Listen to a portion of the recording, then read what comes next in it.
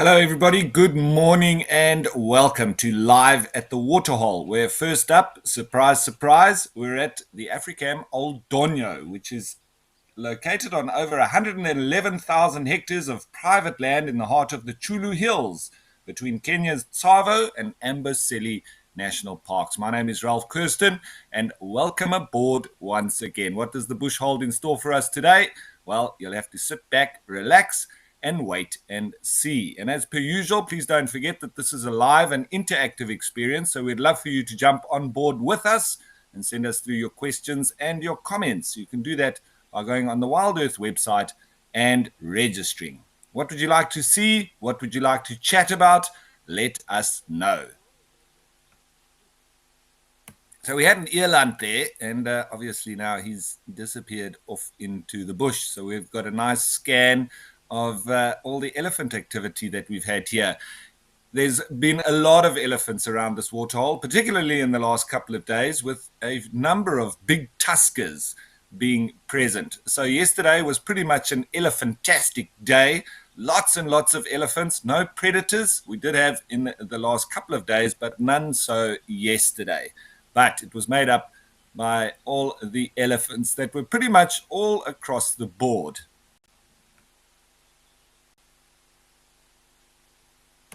So it's emptied out here. So we'll continue on, and a nice start anyway. But let's head on. I'm not even sure where we're going. Surprise, surprise. We'll make it a surprise. Off we go.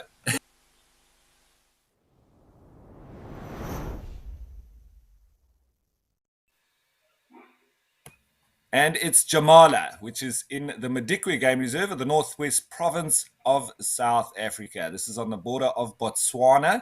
It's a semi-arid part of the country, so very dry, and we do hope that we're going to have a bit of rain here in the not too distant future.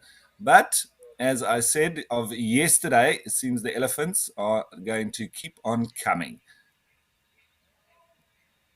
Nice mix of game here. Some blue wildebeest, zebra, impala, and of course in the favorite spot where the elephants do like to drink is where this one is just positioning itself now.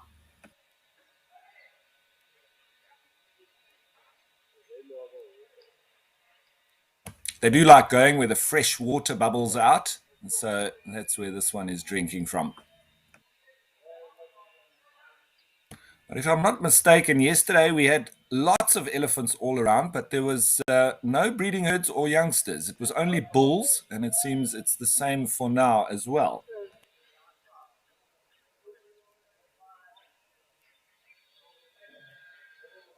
So we saw there in Kenya it was pretty overcast, but here in Madikwe it doesn't seem to be a cloud in the sky. With that being said, let's go and have a look what the weather's going to be like across all the different locations.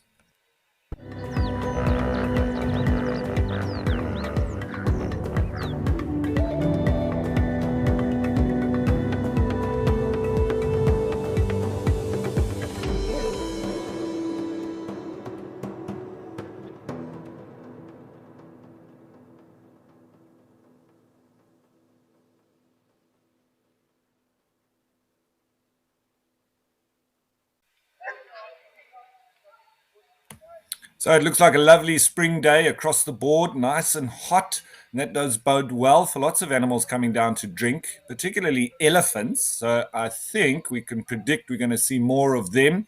However, with it being hot, we can also predict that there probably won't be too much activity from the predators, but we never know our luck.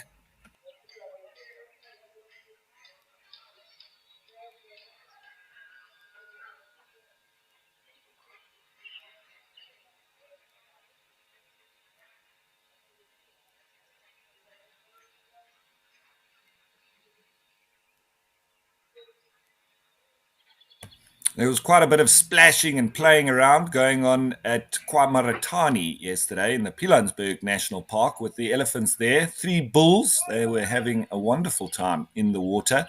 And the hotter it gets, the more we can expect the elephants to enjoy themselves more so at the water holes.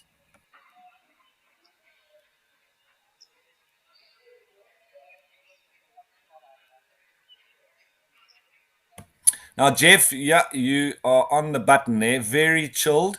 And in fact, elephant bulls that are out of must are some of the most relaxed elephants, or that you can come across, whether it's on foot or by vehicle. Those are the ones we look for because they're just happy-go-lucky, don't have a care in the world.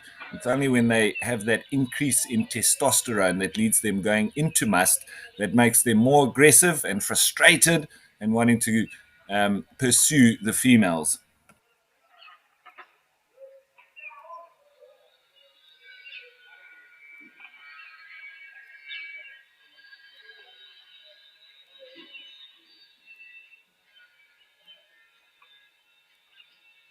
It's a decent sized bull, this. He's got a nice set of tusks on him as well. And let's see if we can work out. Looking from this perspective, it looks like his right tusk, a little bit more worn than the left side. So we could almost deduce that he would be a right tusked elephant as opposed to a right handed person. They do tend to favor one side, and you can see by how much one of the tusks has been worn. And so I think he's a right tusked elephant.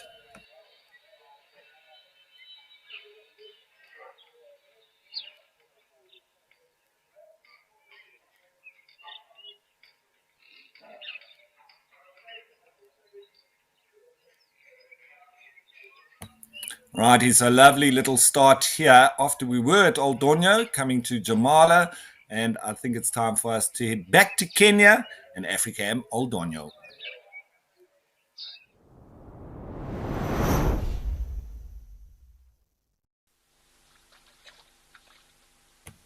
where it looks like the zebra have been a little bit irritated by the elephants in the last few days. They've been kept at bay, but they're increasing in numbers. They've brought in the cavalry, and now they're taking over.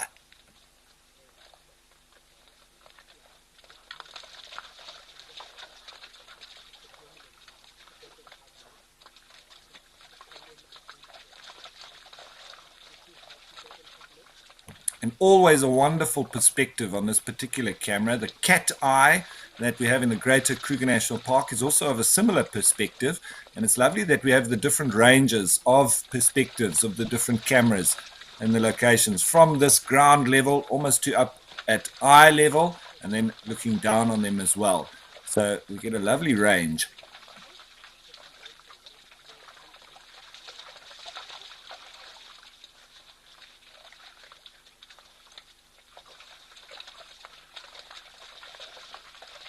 Lots of movement and jostling, and you'll often see some kicking and biting from these zebra. And we were chatting about the incisors on zebra the other day, and it's right across the board throughout the equine family that the males have incisors, and it's mainly down to jostling between them, fighting, and also to fight off predators.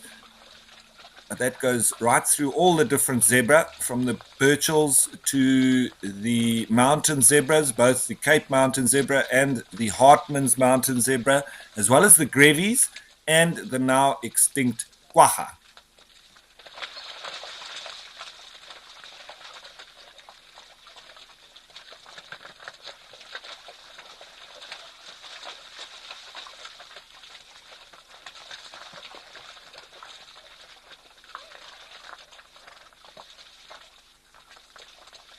And you would have to say that this is probably mixing of a couple of different harems. They're normally between up to about 12, 15 at the most in one harem. So I would say there's probably two harems here, and then the conflict that comes with it when they concentrated at a place like this, at a waterhole.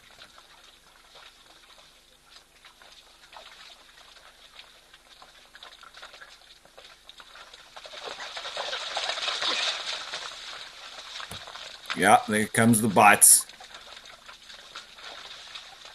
And it's a time for the males that it's almost like gambling when they join up like this. They can either lose or gain females from alternative harems.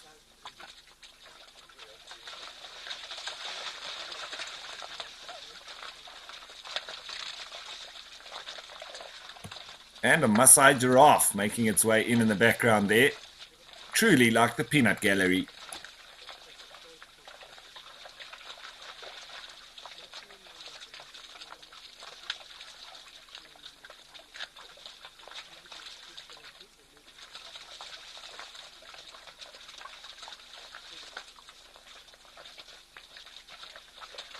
So Anna Marie, yeah, that's one of the reasons why we do tend to use this camera quite regularly.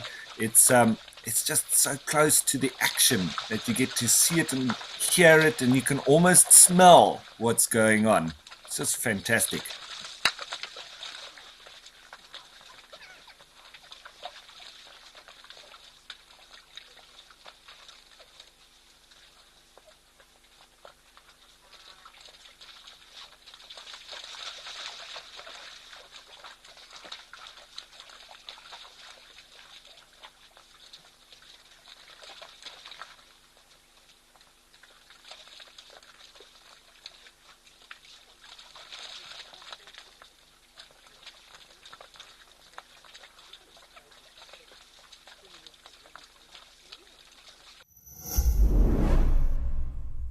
Are you WildEarth's biggest fan? Well, we have a brand new competition for you. Join our naturalists on Safari Live and listen out for weekly questions. To enter the competition, head over to our Instagram, search hashtag WildEarth Fan of the Month and comment your answer under the post.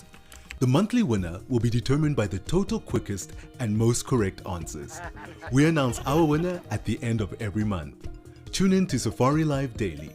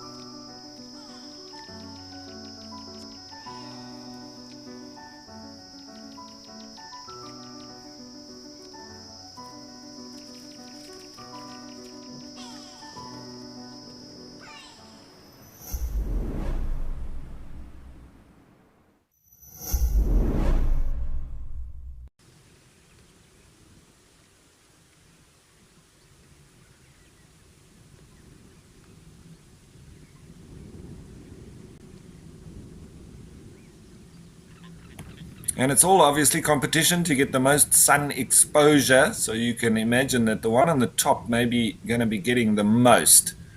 They might be pressing for that spot.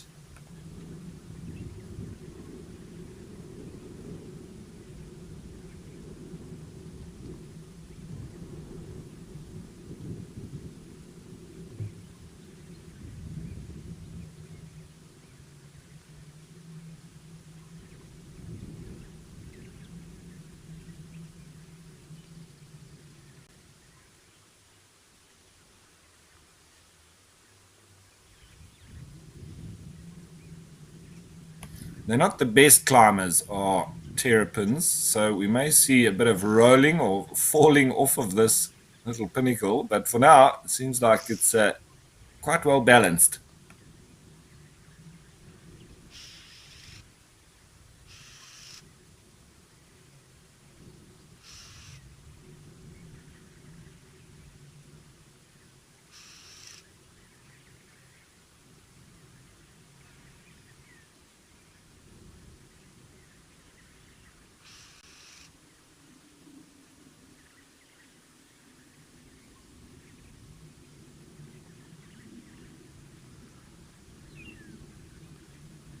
It's also just nice to see there how when this little terrapin did retract its head, pulling it into the side, it's quite indicative of this group of reptiles.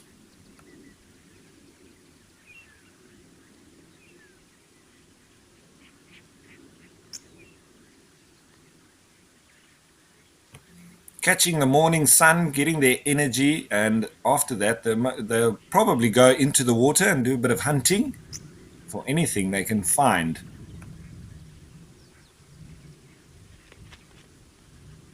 And there we have the first one plopping off.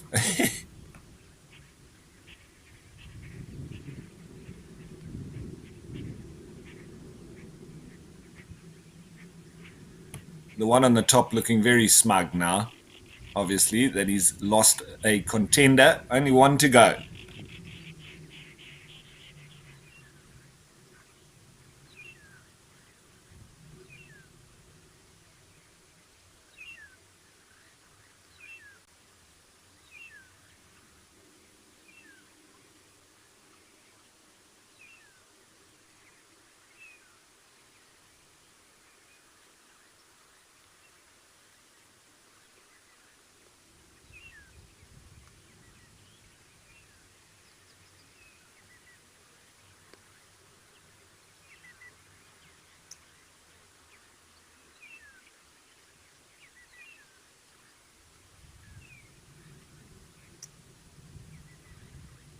And you might be able to see there is quite a bit of insect movement. It's obviously that time of the year that the insects start bursting to life and coming out of the ground, etc.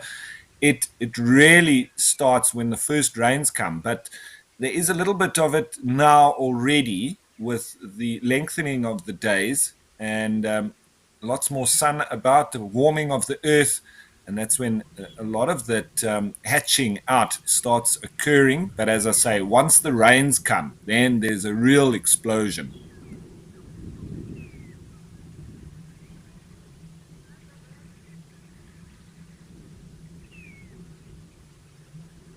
Right, place your bets. Is this terrapin going to be able to keep its spot on the top here, or is it going to roll off and land and plop in the water?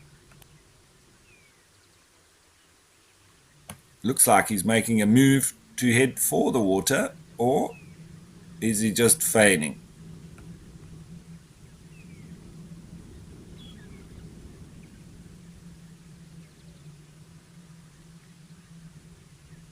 Looks like he's got a hitchhiker now. That's a massive fly. I think it's probably part of the horsefly family, but I think you'll find it a little bit difficult to bite through that scaly skin of the terrapin. Just hitching a ride. He might be going in the water soon with this terrapin.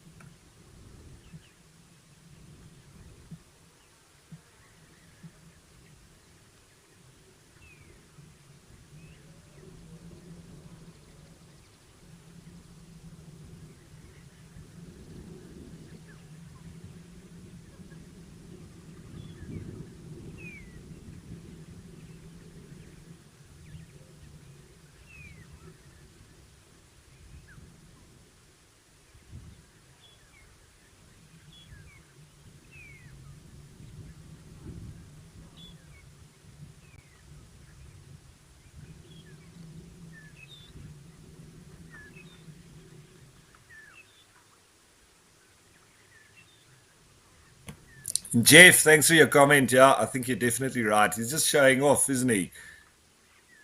He's really right on that pinnacle. I don't know, not to be cruel, but I'm almost hoping that he does wipe out and plop back into the water.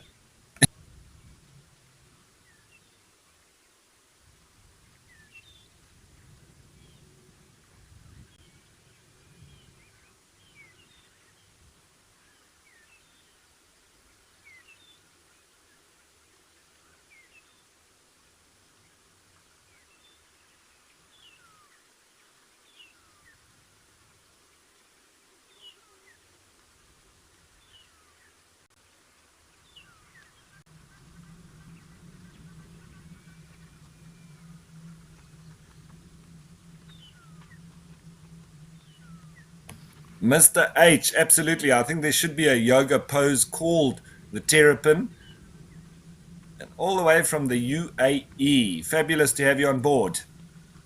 Saw there just some legs of impala that photobombed these terrapins that walked past. I think there was another terrapin making inroads or heading towards this little mound, but maybe decided against it when he's seen that it's occupied.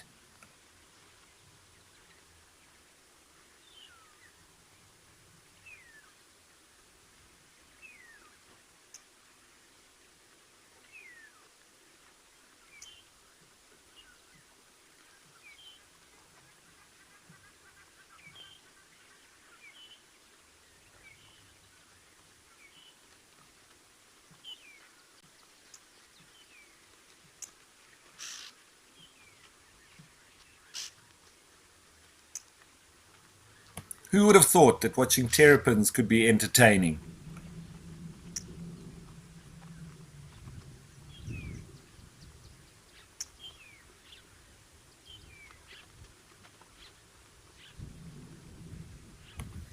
There we go. There's obviously a few more impala around. There's a young male.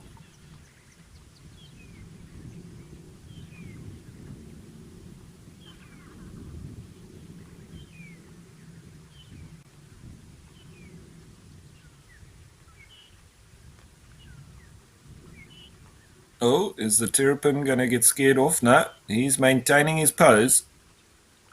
Nerves of steel.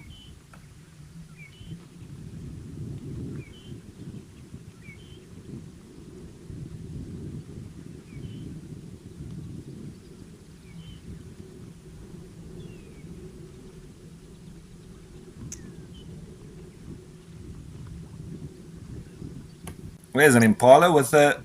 It was almost like it looked like he was feeding on that oxpecker. Obviously, the oxpecker feeding on him around the mouth. Maybe there's some ticks there that it's getting into.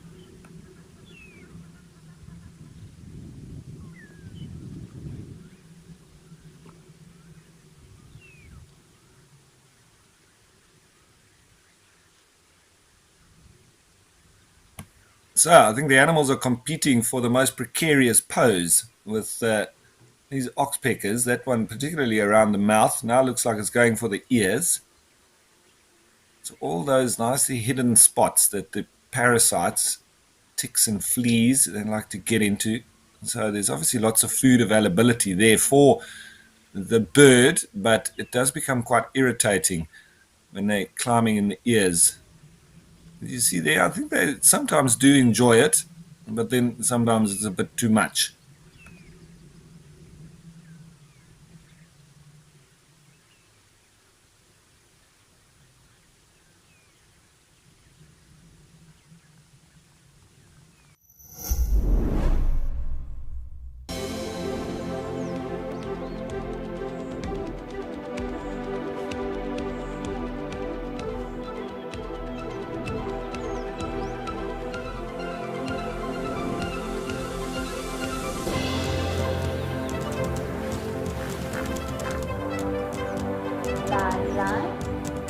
Those sounds just go straight through you.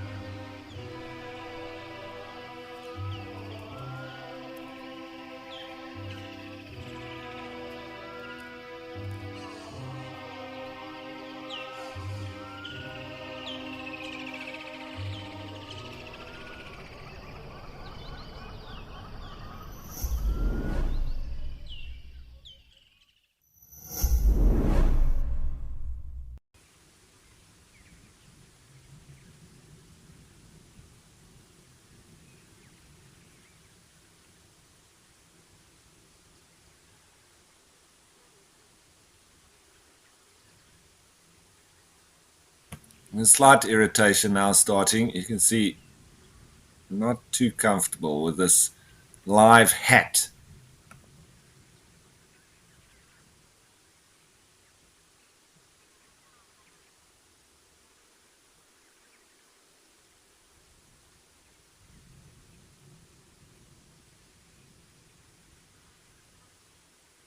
That is funny. Well, there we go. Gone down onto the back now.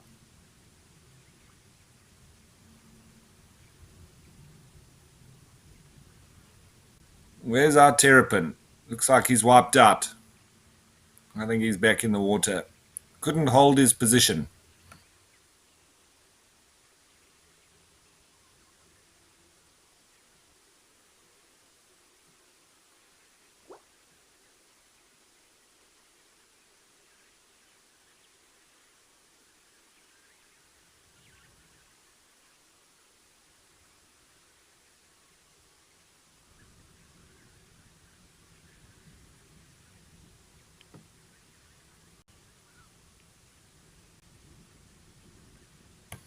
You see that the impala just picking through there. They are mixed feeders, so they can graze, they can browse, they'll eat leaves, grass, and sometimes even little flowers. I've seen impala also even eating milkweed, which is normally quite toxic, but they feed on it. Nyala as well. But yeah, just picking off all sorts of different plant material as they move through.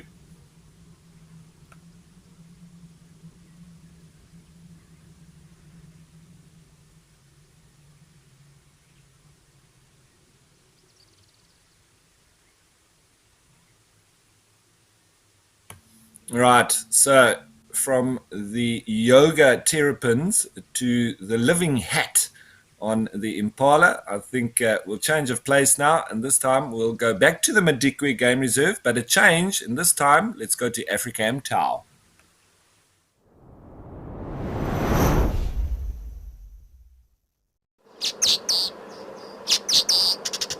A bit further north than we were at Jamala, but here we do have a lovely mix of animals, as we generally do. And there in the background you can see some springbok, and we've got some impala and blue wildebeest. Always excellent birding here as well, and yesterday we had a troop of baboons that came through and obviously entered into the lodge area. And then I predicted that I'm sure it wouldn't be long before they get chased out, unless there's nobody home at the lodge, in which case they would have been making an absolute mess. But without surprise, it was a few minutes later and they came running out with the sounds of pots and pans being bashed in the background. So then they foraged here a little bit before moving off. So it was quite a nice sighting, albeit that they had to be chased out of the lodge area.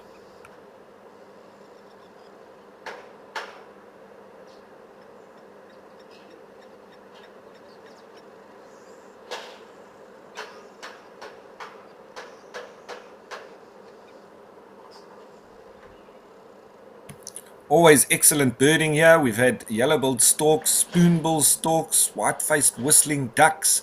There's the little plovers, the three-banded plover, and the blacksmith lapwing. There's Egyptian geese. There was spurwing goose, biggest goose. There's our Egyptos there on the bottom left. There's red-knobbed coots.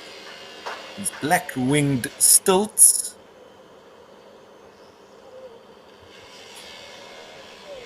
There's one just next to the Egyptian geese in the bottom left. Top left is a grey heron.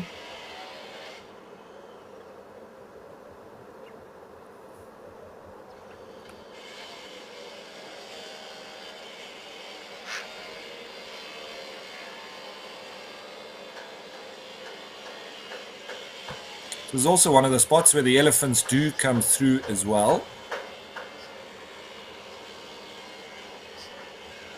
And Tau in Setswana means lion. So this lodge named of and being the place of the lion, as they call it. And that's spoken in Setswana by the Motswana who live in Botswana.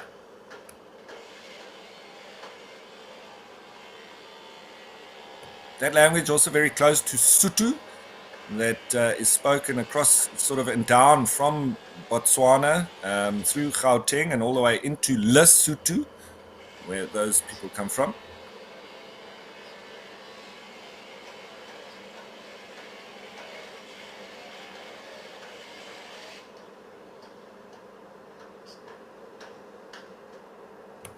Righty, so continuing on with changing of place, we're trying to mix it up nicely. So I think we'll change of place now again, and let's head to the Pilanesberg National Park and Kwa Maritani.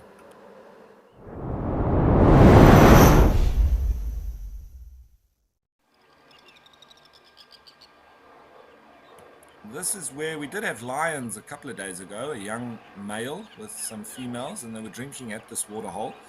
Here we can see some Indian miners, actually exotic birds, but now they have become resident.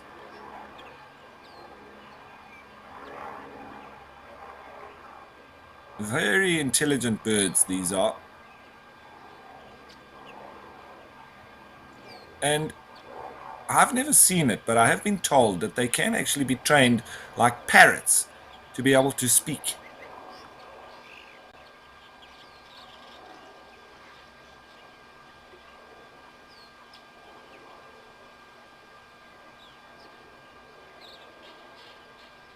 This was the spot of the elephant bath yesterday and the absolute party that they were having in the water, kicking the mud around and spraying mud all over the place.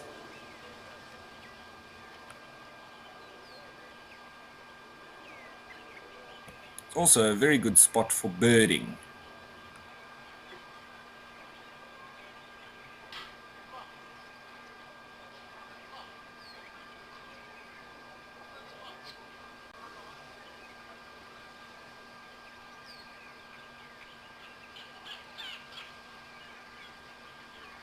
So you would imagine that this tree's most likely been pushed over by elephants, but it's not always necessary that the tree will die. And as you can see here, lots of greenery. Ah, here's a lovely bird. This is a special one. Can anybody tell me what bird this is? So that's it. The bird quiz begins once again. Let's hear what you think this bird is.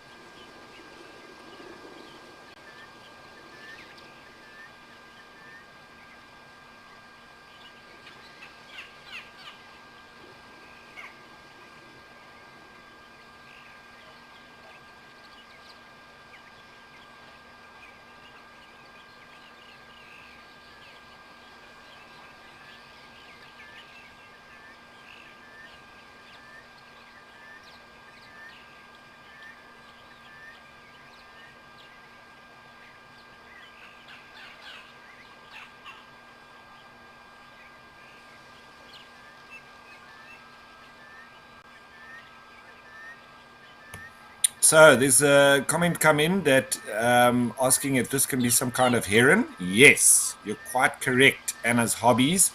It is a type of heron. Which one?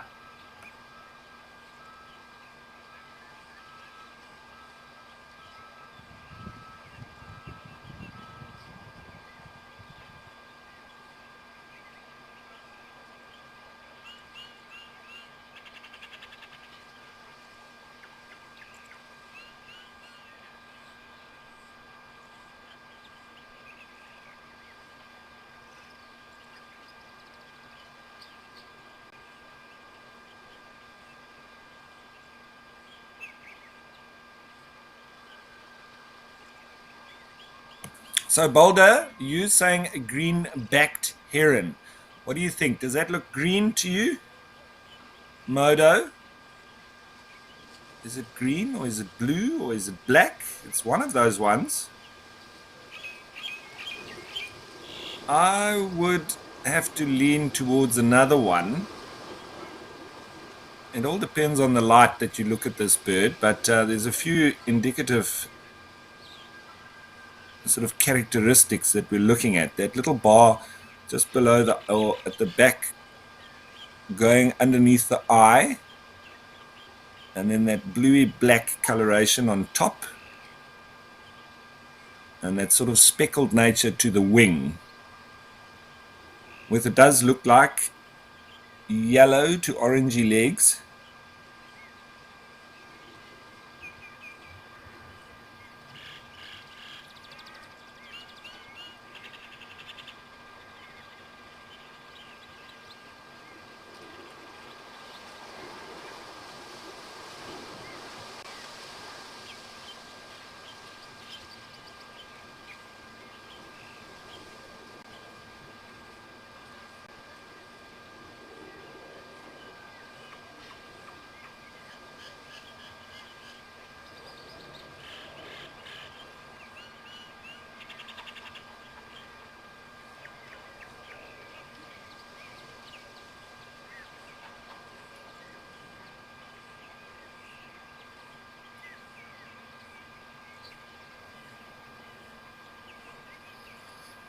So, Catherine, yeah, a striated heron. I'm leaning a little bit more to the black-crowned night heron, and I'm just going to see. I'm just going to check on your striated heron just to double check. Don't always just say that you're incorrect. I think you may actually be right on your striated heron because of that little black band underneath the eye that I was talking about that you don't get on the black crowned night heron. So well done. I think you're actually right. It is also going back to the green-backed heron, which is the same bird. So you guys got me on this one. Well done, and lovely to have some birders on board. And that's what it's all about. You know, I never claim to know everything, and we always throw it out there, and then we have a lovely debate. And so you see that sort of crown that heads down the top of the head, and it's not entirely black. And then it's that little bar below the eye that is a problem for the black-crowned night heron. So striated heron or the green-backed heron.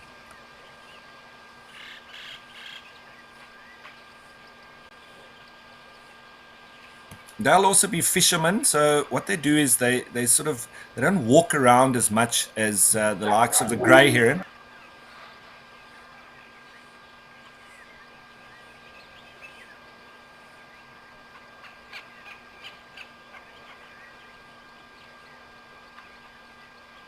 But lovely to see how it's spreading out its feathers here and doing a bit of preening.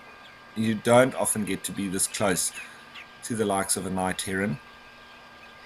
And so they'll stick more in the thickets like this and overhanging branches near to the water, and so more of a stealth hunter than the grey heron, for instance.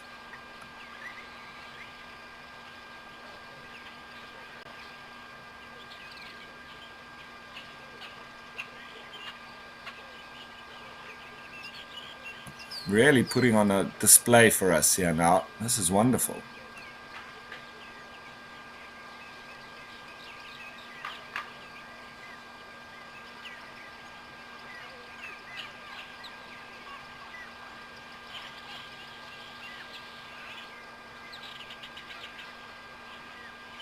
Lovely to see how it's working all the way through these primary feathers.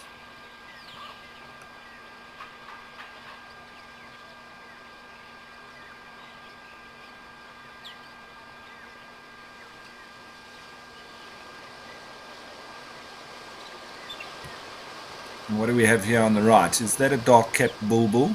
Looks like it. We've got a yellow rump.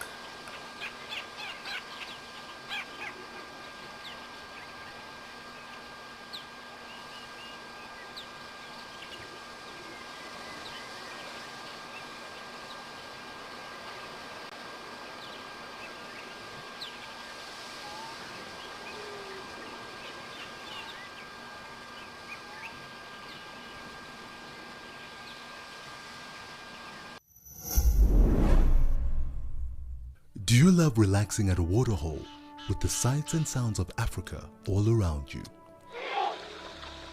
Well, we have some really exciting news for you. From August 1st, Africam is joining forces with WildEarth to bring the majesty of Africa right into your living room with 9 incredible new waterhole cameras from across South Africa and Kenya. Get ready to embark on a new journey. This is Live at the Waterhole.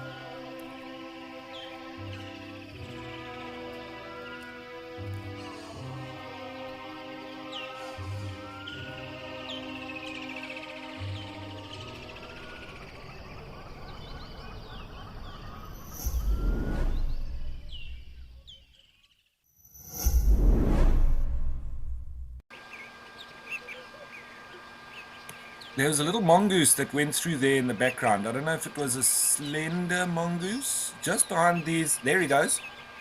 Is it a slender or water mongoose?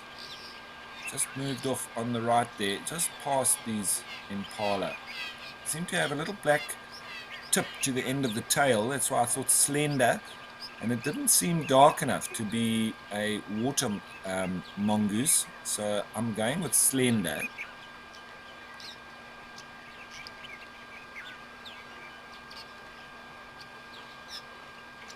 The other day we did see a family of mongoose as well, just running in behind the 2 big male lions that were lying up, and it was nice and cool, and it seemed to be the November male coalition.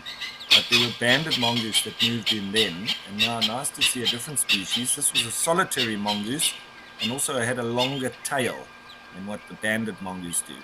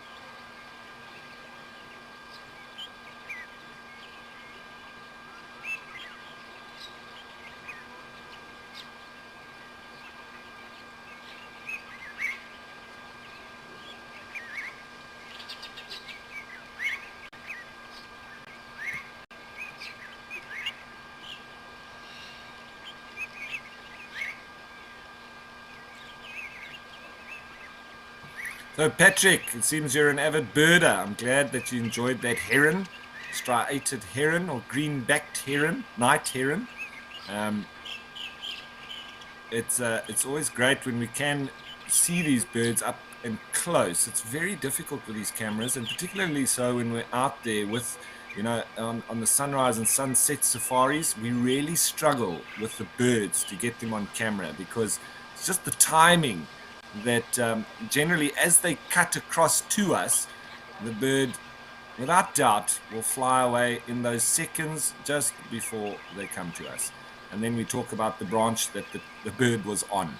And so here, with there being no presence, or there's no real presence from us, just moving around the camera, we get to spend a lot more time in this 3-hour show looking for the birds and zooming in on them. And it's just a wonderful opportunity to actually get up close and personal with these different and special birds.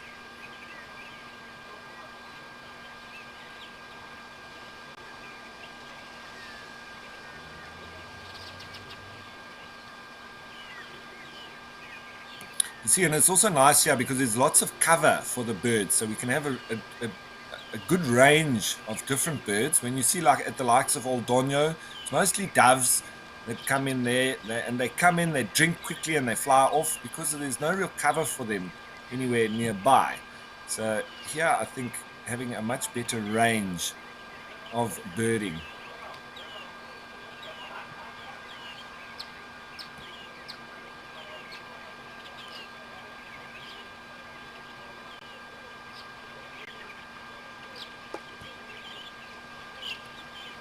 So, Catherine, you're saying that you think that it was a slender mongoose? Yeah, I think so too. Definitely, with that black tip on the end of the tail.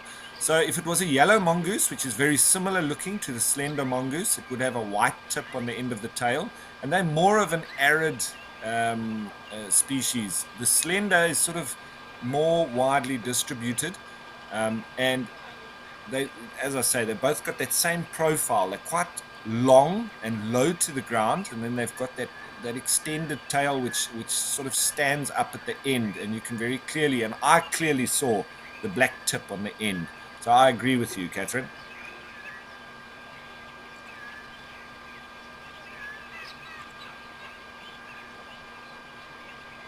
Now, just interesting to see if this is a laughing dove or a red-eyed dove.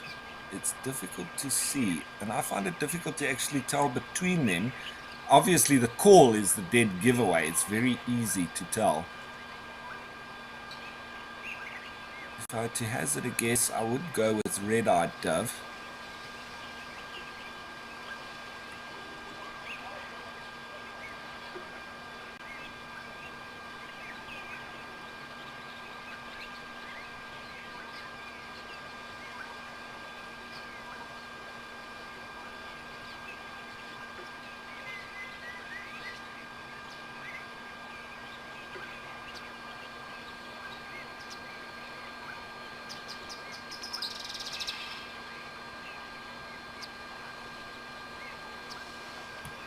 And you see, once again, what are these impala doing? They don't seem to be eating grass. It's almost like they're licking the ground.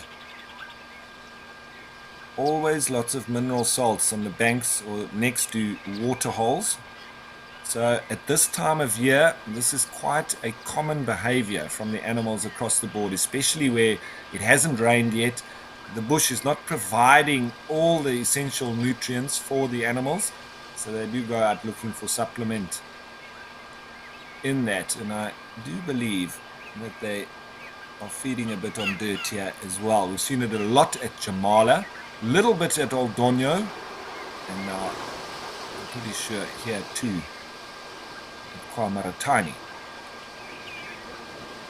There's a little butterfly there on the right. Could that have been a guinea fowl? Now that it's flown off. Sorry about the wobbles. That's all just down to the wind. So I think it must be gusting a little bit now there.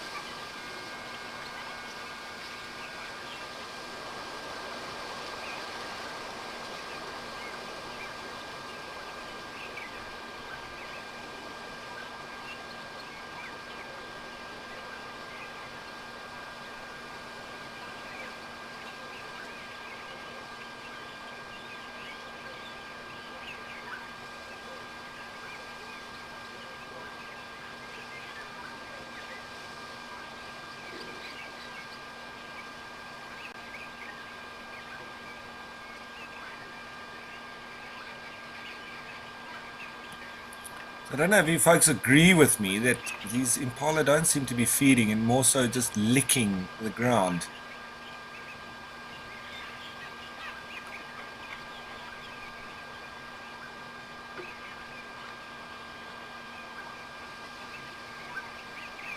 And there, a bit of stomping. Maybe that's to loosen up some of the dirt. Would make sense.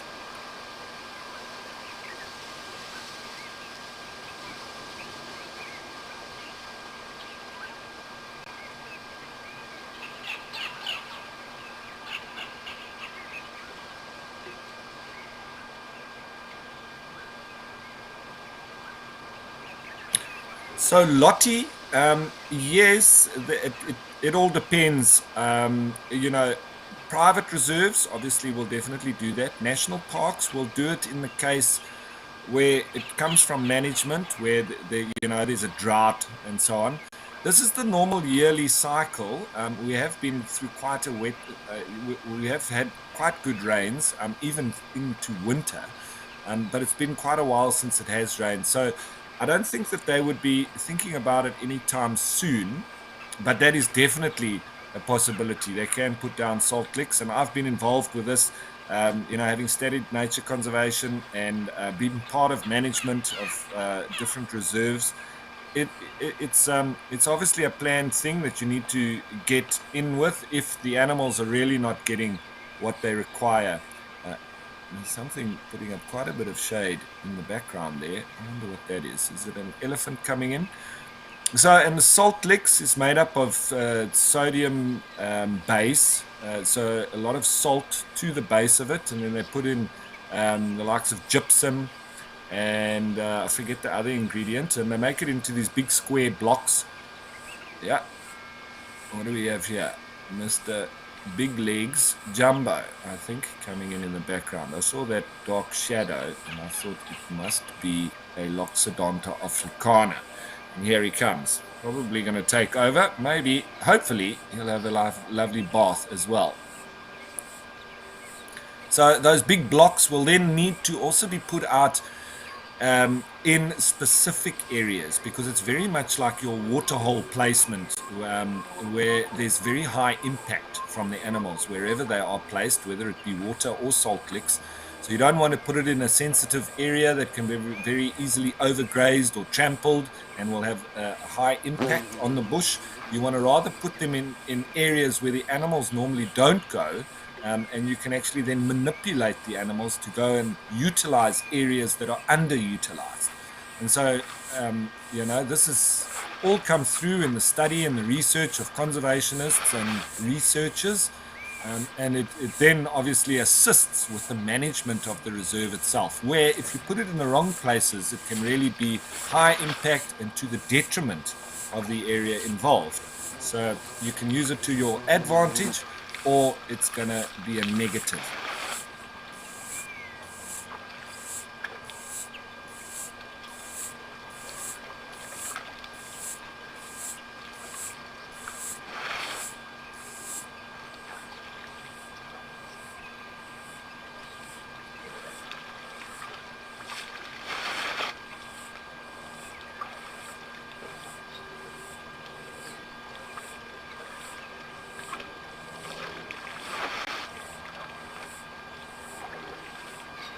So we normally see this from elephants. Their primary need when they get in there is to get rid of their thirst. So they normally drink first.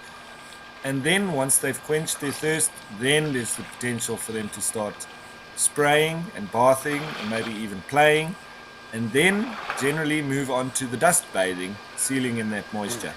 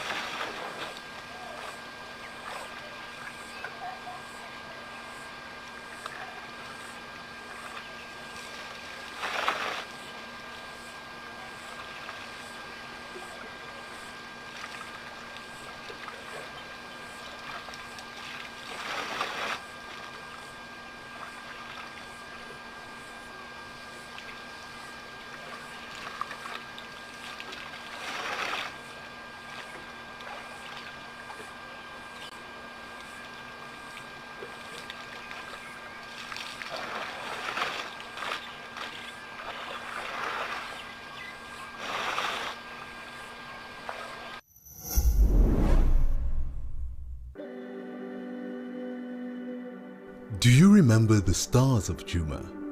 Tandi, Hosanna, Darkmane, and many more will appear in our tribute. In honor of Animal Remembrance Month, join us as we look back at the characters that stole millions of hearts across the globe.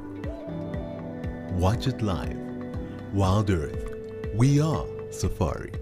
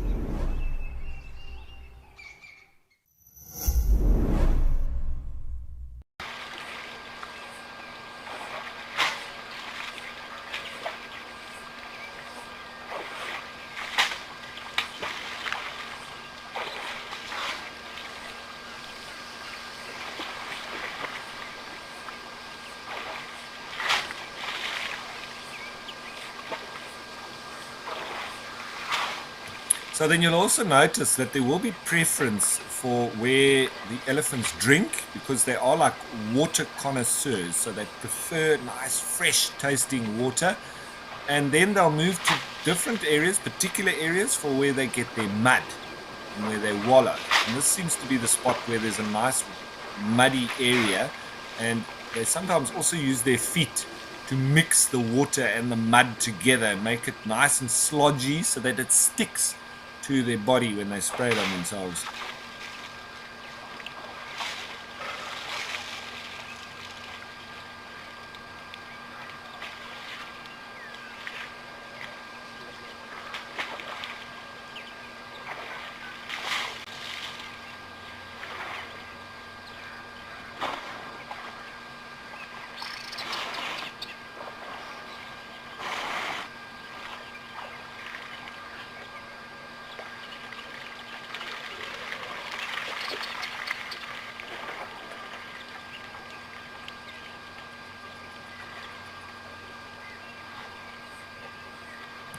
So is that it for the mud bath? Well, we'll just have to see. He might move back to the area where he was drinking. I saw there was also a bit of bathing around that spot yesterday. It looks like he's going past now and maybe heading out.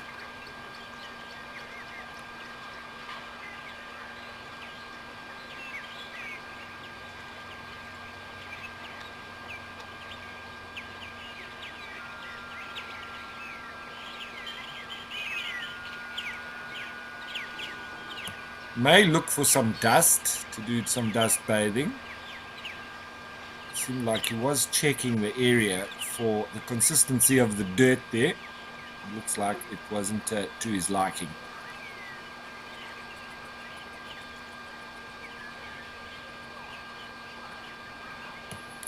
Righty, so as this elephant leaves, and we can hardly see it now, disappearing off into the bush, I think we'll also disappear, this time back to Kenya and African Old Donyo.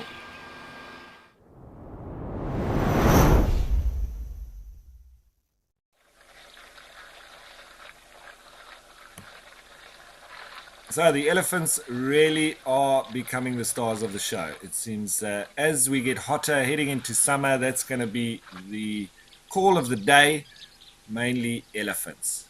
Well, I don't know about you, but I'm not complaining.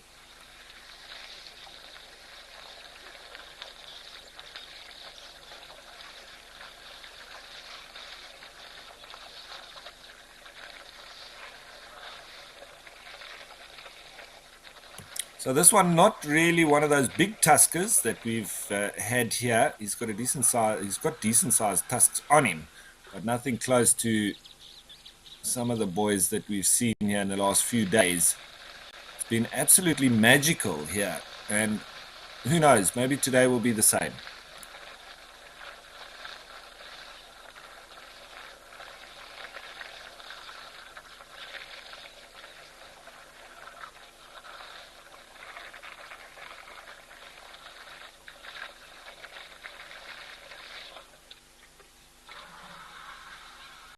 Now, yesterday we also noticed that this waterhole was almost full, and now you can see it's pretty empty. I think that they need to probably fill this quite regularly. I think it might even be continuously, because the amount of animals that come and drink here, I would imagine there's probably a few thousand liters disappearing every day. So without that top-ups, I think it would dry out very quickly.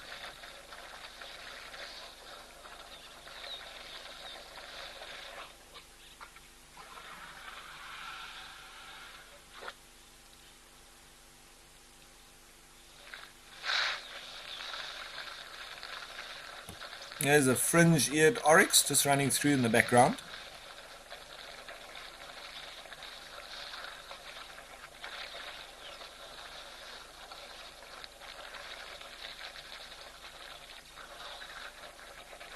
With another one following.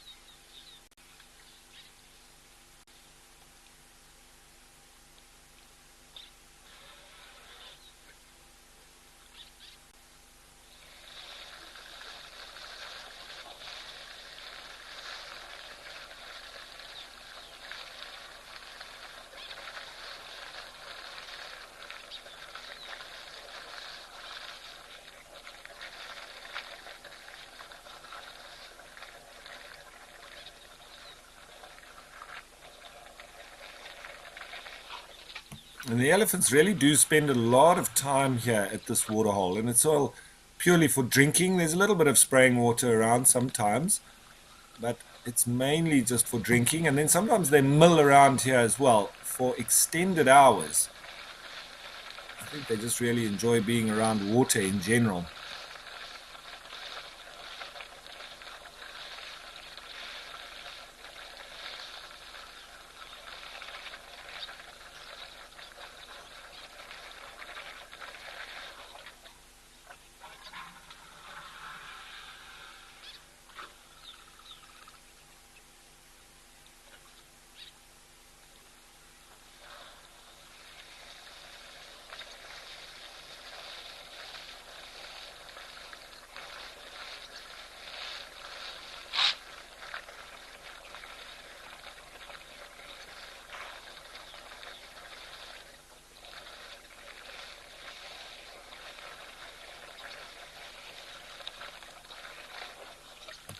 So Malusi, yes, elephants do use their trunks to breathe.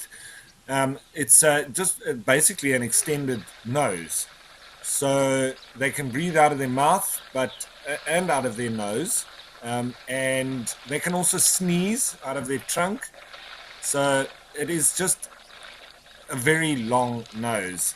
That's what it is. So even though they can suck water up into their trunk and hold it and then blow it out into their mouth, they can't drink through their trunk.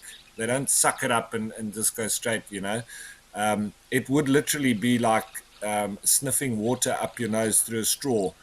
So they suck it up into their trunk and spray it into their mouth, and then breathe through their trunk again, and then suck up the water, etc. So if you think of it like that, that's exactly how it works.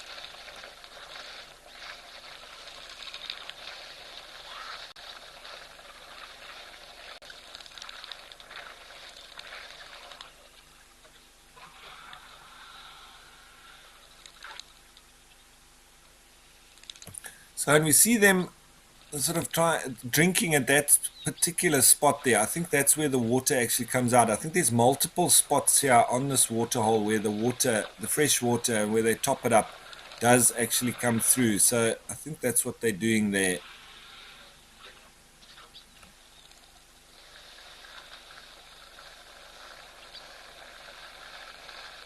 It's also, like I said earlier, with them being real connoisseurs of water, they prefer nice, fresh tasting water.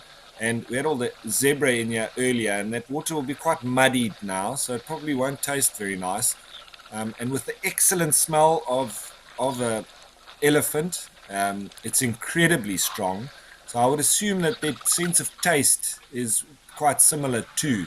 So with the water being muddied, if there is potential for fresher water, that's where they'll go for. And that's exactly what this guy's doing now.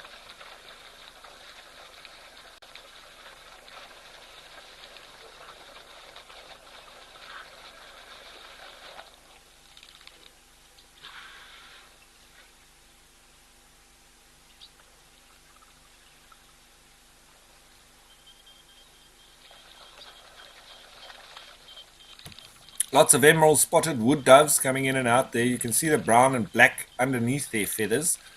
If you're lucky, you can just see those emerald dots on their backs.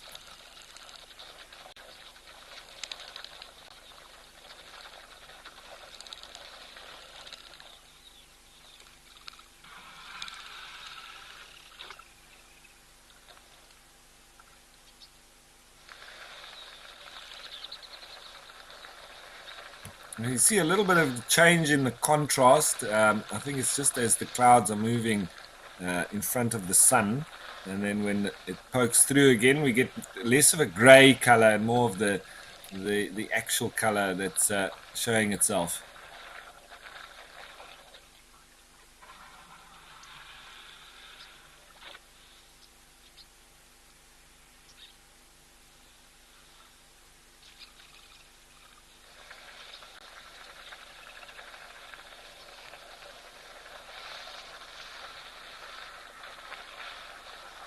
I love watching how all that individual muscles inside the trunk is moving now. It's really like a slinky toy. There's just so many muscles there, so much going on.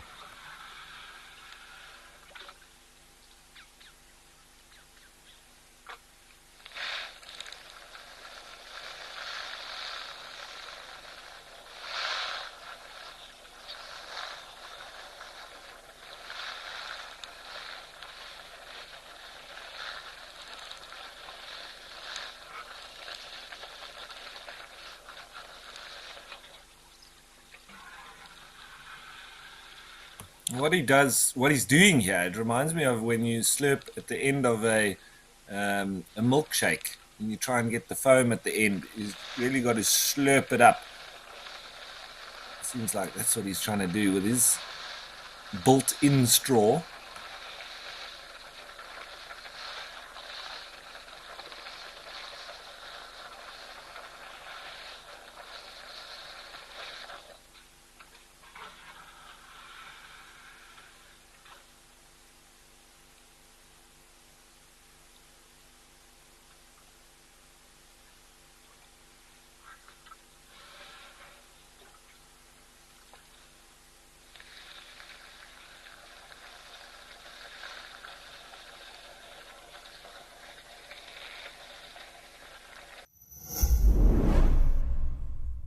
Do you want to touch the lives of future protectors of our Earth?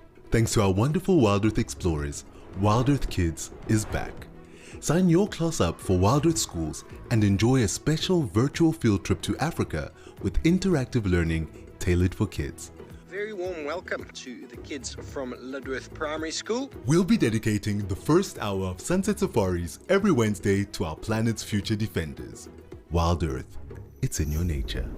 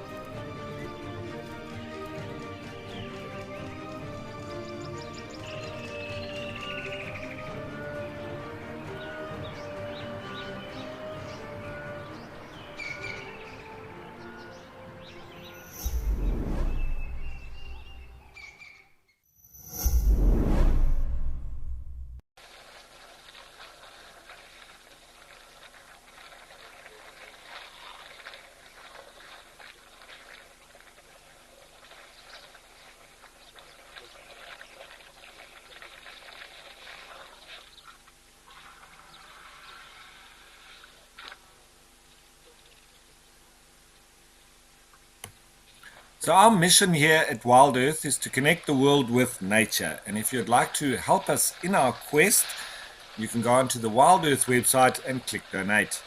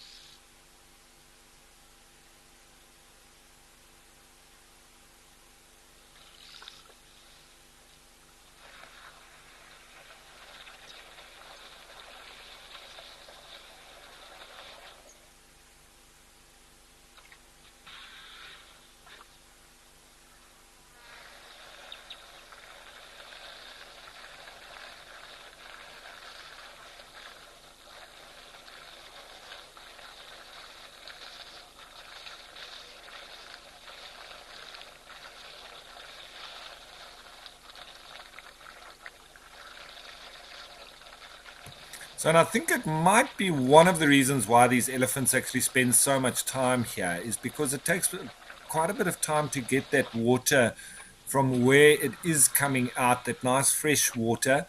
So I think it just takes a bit longer for them to quench their thirst. I think that's one of the reasons. I think they also do enjoy just being here and milling about, especially when there's more of them, lots of discussions to be had, a bit of a social scene.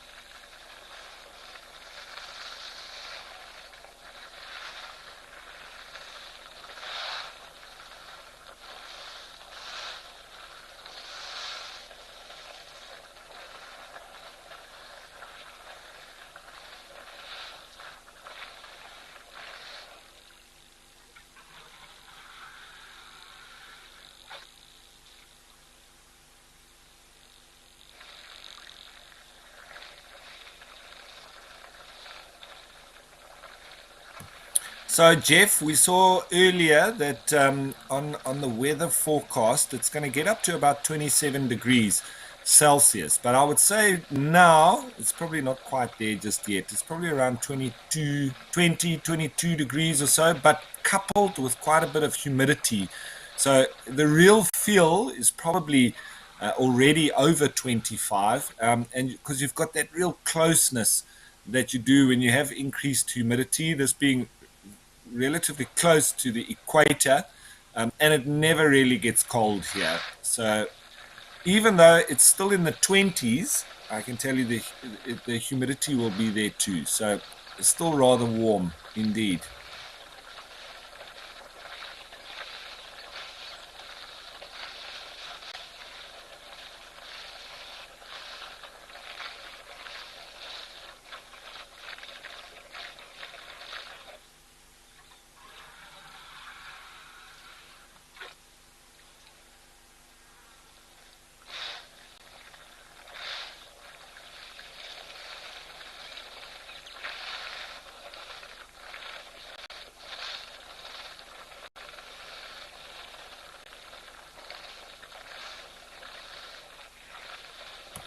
Right, he's a nice time spent with this particular bull and his gyrating trunk.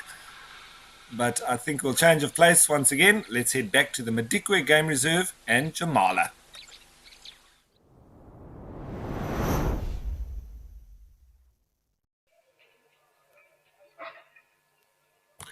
where I've gotten what I've been wishing for, some breeding herds. Fabulous. With four, looks like, buffalo bulls, and it's time for a wallow. So it must be getting very hot there now. And this is exactly what we were waiting for. Fantastic.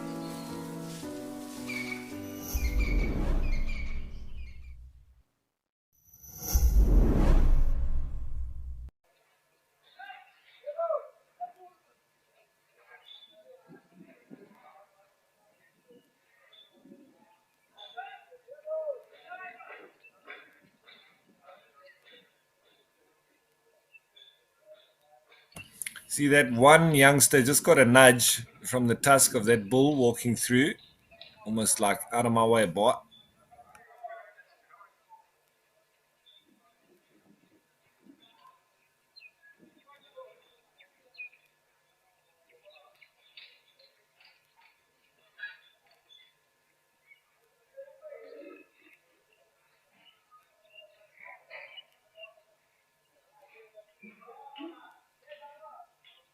That bull does seem to be a little bit of a troublemaker. I think it's the same one that was chasing the zebra around as well.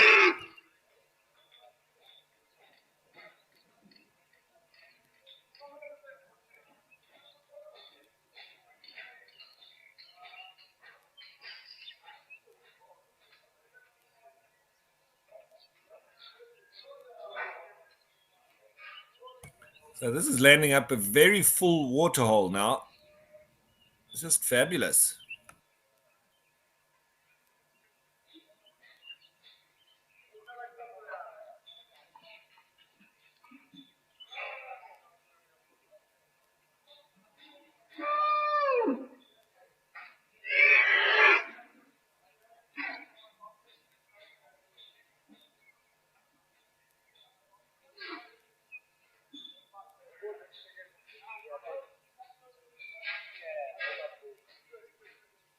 So you see here, in contrast to what happens at Oldonyo, there the zebra generally outnumber the elephants and actually keep them at bay. But there's no chance of that happening here. These elephants will just very easily chase the zebra off. I suppose they don't quite have the same numbers as they do there in Kenya, but I don't think they have the same attitude as well. The zebra here don't really, you know, do that kind of teaming up and just increasing in numbers until they force the elephants out. It's quite particular to those parts of East Africa.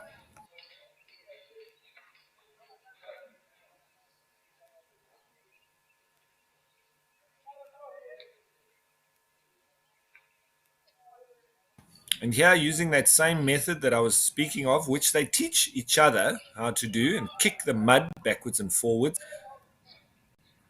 make it nice and sludgy, and then it sticks much better to the skin.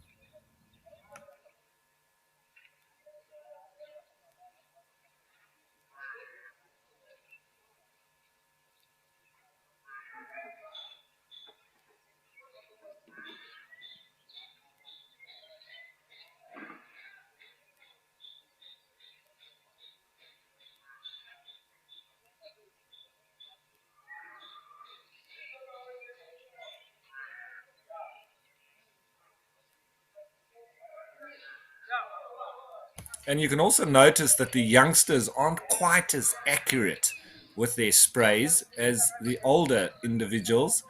We saw that older bull earlier, he was almost pinpoint on each spray, whereas this youngster is still playing with the different styles of going wider or closer in, and not quite hitting the mark every time.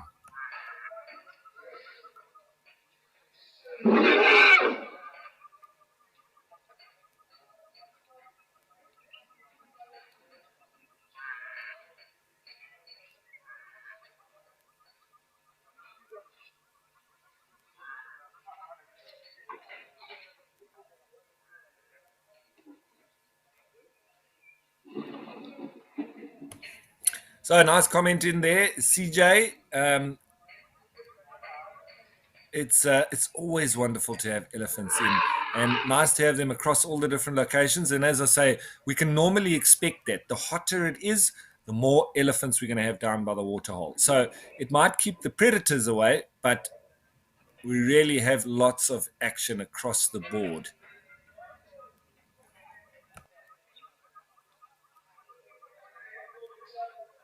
Oh, the little youngster there, he's rolling about in the mud.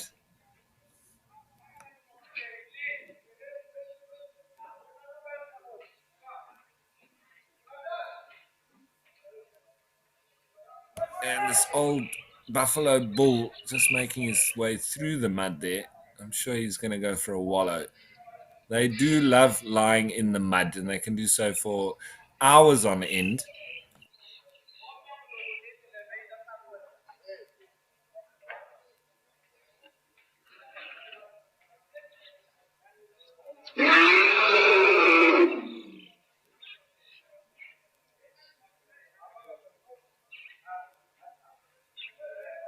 And of course, loving the vocalizations as well. Always nice to hear elephants. It looks like it's that young bull that is trying to make himself a problem to that buffalo, but it looks like he hardly took any notice.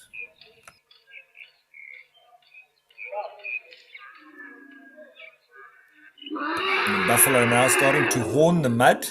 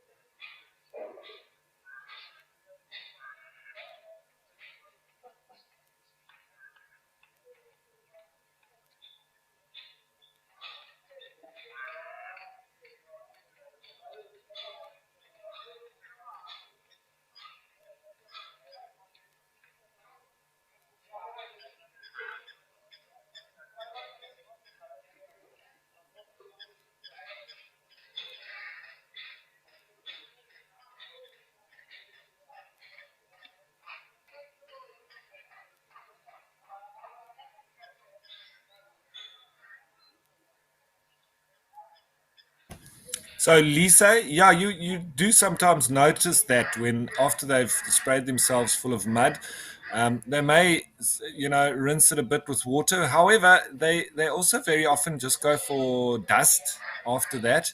So it's not always the case, but I have seen that happen where they do then return just for a drink and maybe then rinsing out their trunk.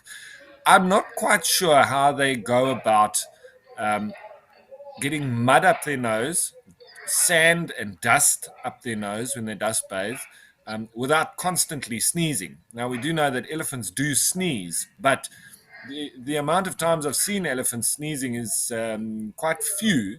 And when you think of how much dust and mud and stuff they stick up their nose, you would think that they do it a lot more. But maybe there's obviously desensitization of maybe the hairs within their nose, which help to, that they aren't tickled as much as we would think, or that we are in our noses, whether we, get pollen or dust or pepper or anything up our nose, the sneeze comes almost immediately.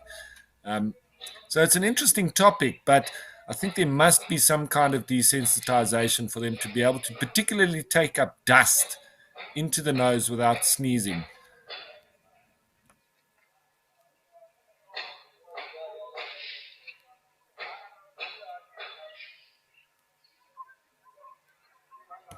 So this is an absolute festival of elephants here and all the rest, the buffalo and the other animals too. But let's stick to Madikwe Game Reserve, but let's head up to African Tau,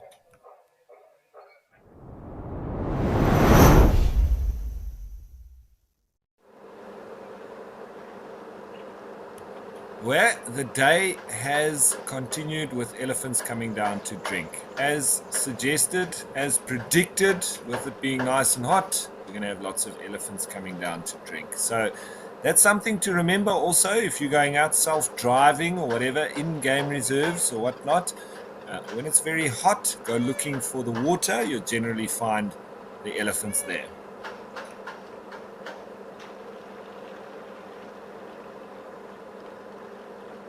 Some warthogs in off on the right. Looks like they've also been for a mud bath. Everybody trying to cool off. It's been rather cold leading up to this period. So when it increases quickly like that in temperature, then the animals obviously take a little bit of time to get used to it, as you would expect. Oh, hello. We've got a crocodile moving in here. I hope he doesn't try grab one of their trunks. This is interesting. He's going under. Hey, chaps, careful.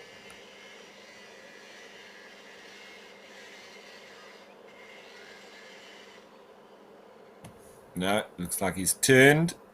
That's good news for especially the ends of these elephants' trunks.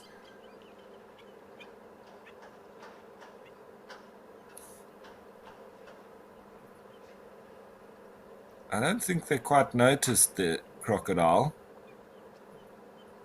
You might have seen a bit more of a reaction, especially from the big female. She may have sort of charged into the water, put her ears out, and obviously stopped drinking as well, because there's the potential for crocodiles to grab the trunks, and it has been known that crocodiles have literally ripped off the ends. It's not always snares that when you see elephants with shortened trunks that they've fallen foul to. It's very often crocodiles as well. In that particular instance, like we saw there, the crocodile coming up while they're drinking and just snapping onto the end of the trunk, and then the elephant pulling away and then literally ripping off the end of it, which does hamper the elephant to quite a large degree because they've got almost like two fingers on the end of that trunk. And if that's taken away, then it's like just having an arm, but without the fingers.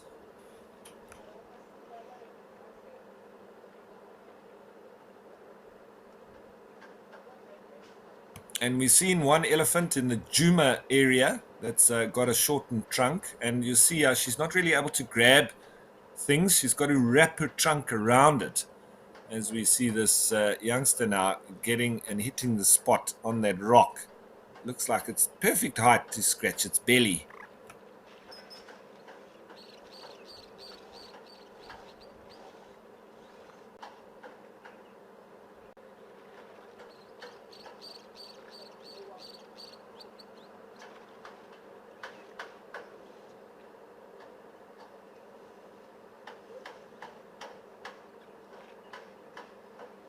Oh, the crocodile's back.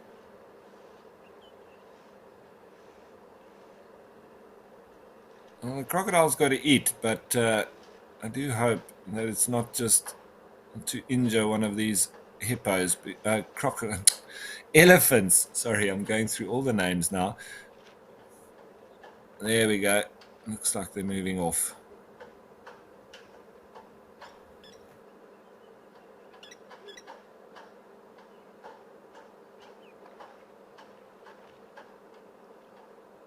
So, and it also seems that's the most activity we've seen from the crocodiles as well up until now. It's been rather cool.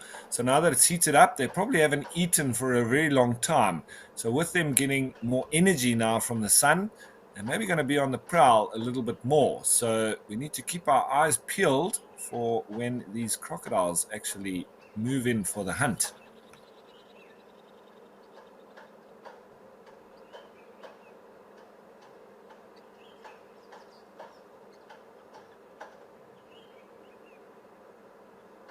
Some helmeted guineafowl there in the middle of the screen.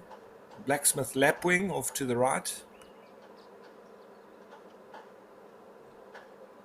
There's our grey heron, bottom left corner.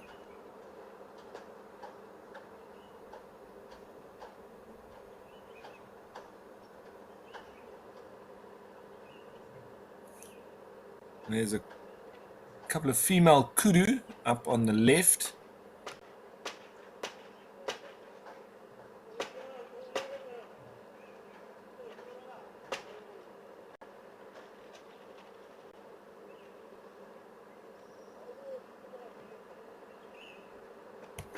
And tail up, catching up with mum.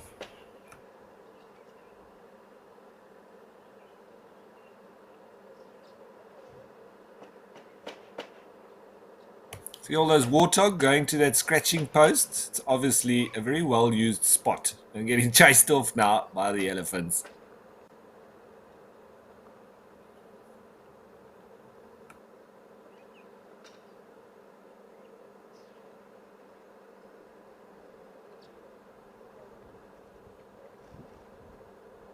The elephant also stopping for a quick little scratch on the same post.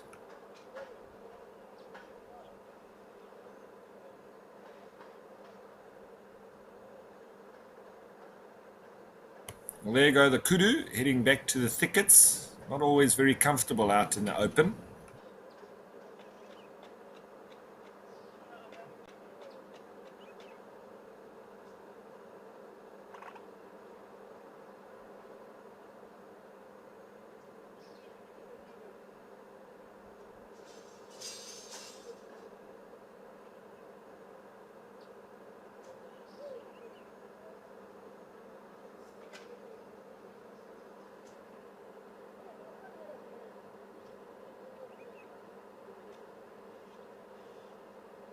Always a pretty sight when you've got a breeding herd of elephants that move in a line like this.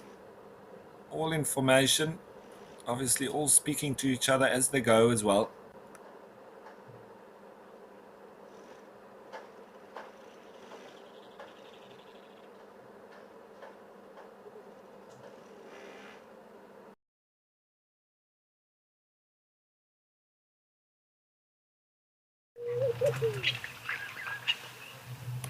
Sorry about a little bit of the freeze frame there, picture breakup and whatnot. I'm sure the guys will have it sorted out in the background. But with that, we've jumped on over to the Etosha National Park in Namibia, and Okokuyo, which in Oshivambu means the place where the lady gives birth every year. This was obviously a natural waterhole in times gone past, and there was the story of a lady that would give birth every year in this area because there was water availability. Not sure the rest of the story behind that, but that's what it's named after. Lots of springbok here in the foreground. They are generally the animals that have the most numbers at this waterhole, but we can expect to see zebra, kudu, blue wildebeest, black-faced impala, hopefully some elephants too, as the day gets hotter. It's going to be very hot here today, so I would expect the elephants come through for a drink.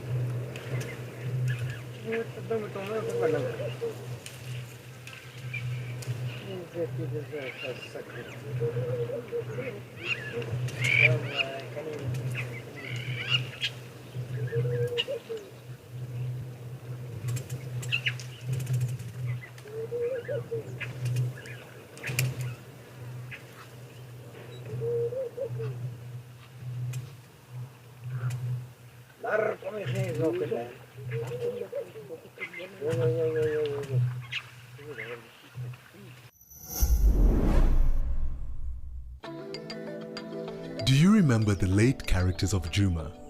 Do you miss Darkmane's strength? Do you wonder how many cubs Purple Eye left behind? On the 17th of September, WildEarth takes a trip down memory lane in honor of Animal Remembrance Month. Join Tessa and James for a special Ask Me Anything and learn about the history of our fallen favorites and the future of their legacies. Watch it live on your nearest device. WildEarth, it's in your nature.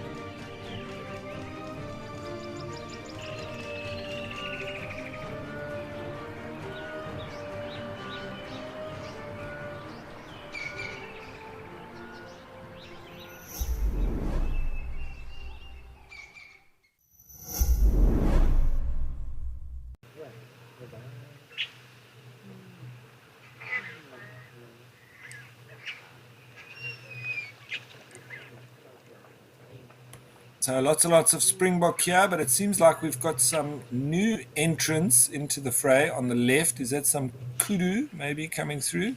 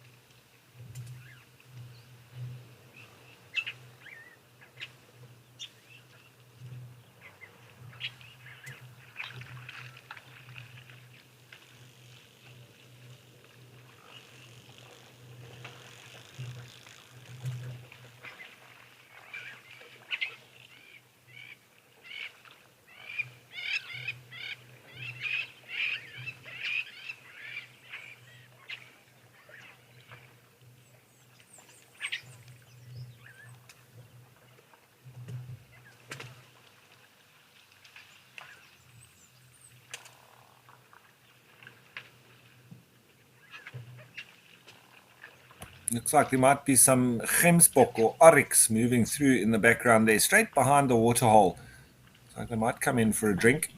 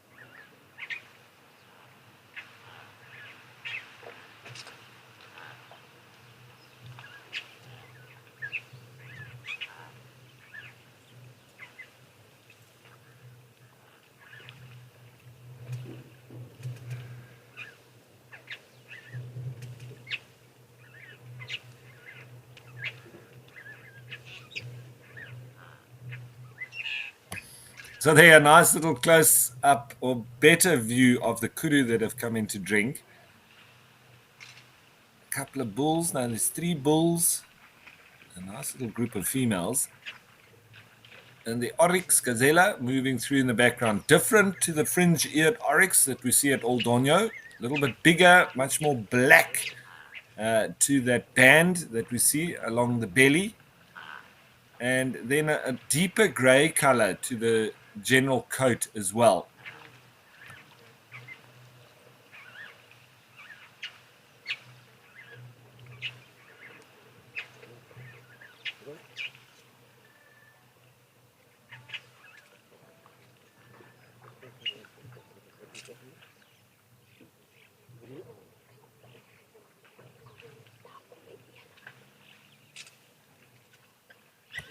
Righty, so nice stop in here in the Tosha National Park in Namibia.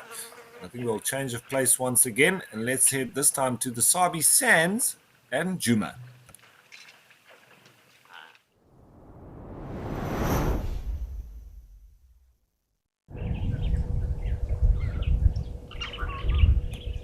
We've got a nice array of animals as well. Nyala, impala, nice big Nyala bull there in the middle.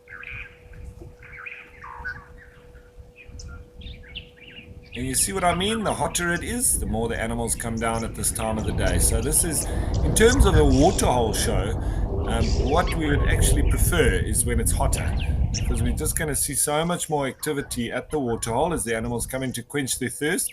And if it's cold and windy, they don't really come down to drink as much. But then we do have that potential for seeing predators, which we've seen.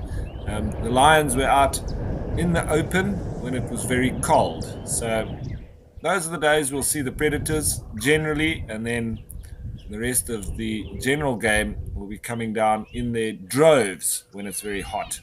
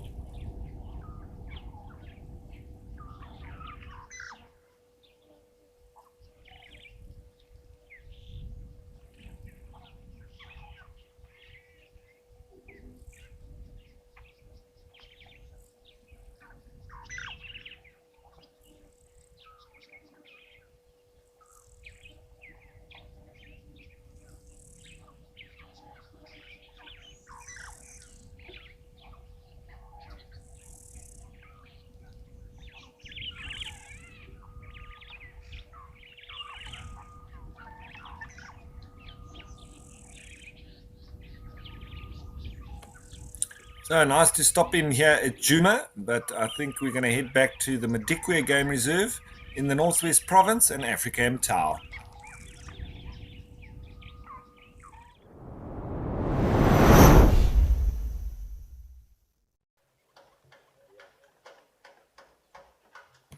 Nice shot of this resident grey heron.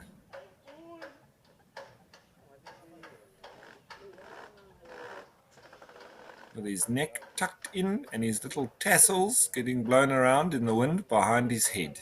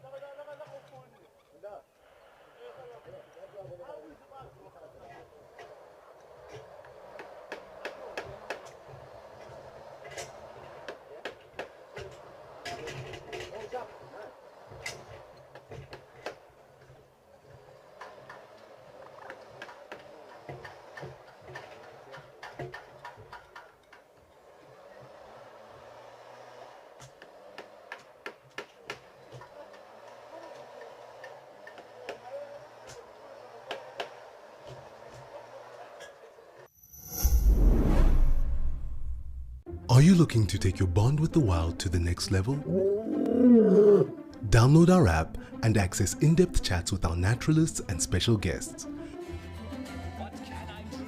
Connect and converse in real time on our Ask Me Anythings, fireside chats, hangouts, and town halls. WeChat, available on the WildEarth app. WildEarth, we are Safari.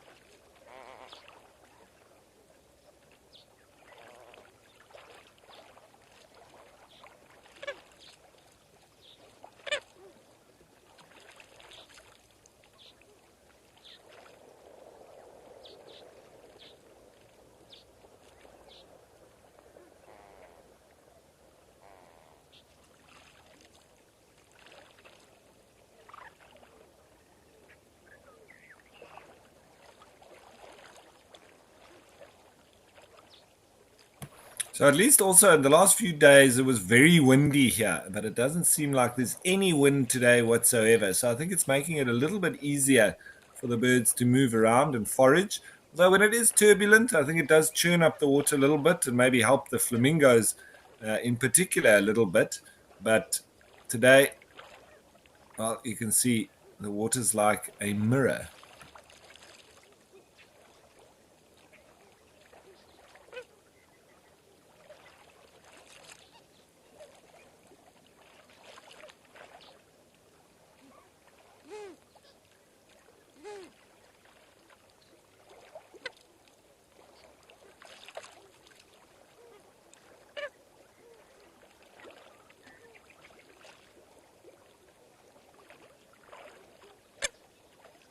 So, Michelle, you're saying that it's quite fascinating. It is indeed, isn't it?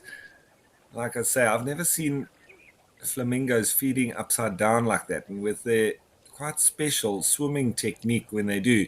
Now, this is the way that I know them to forage, walking around with their heads in the water, but not upside down, kicking out the back. That one's a new one for me, anyway.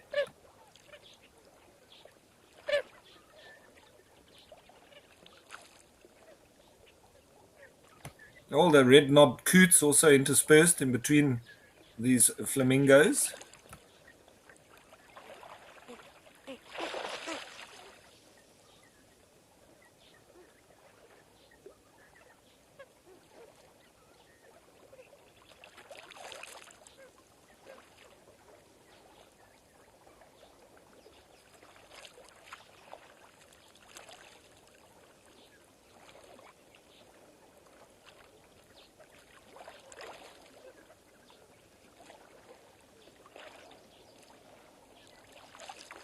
So not just feeding going on as well. Off on the left there, you can see there's quite a few of them now doing a bit of a bathing dance. They seem to all have the same technique.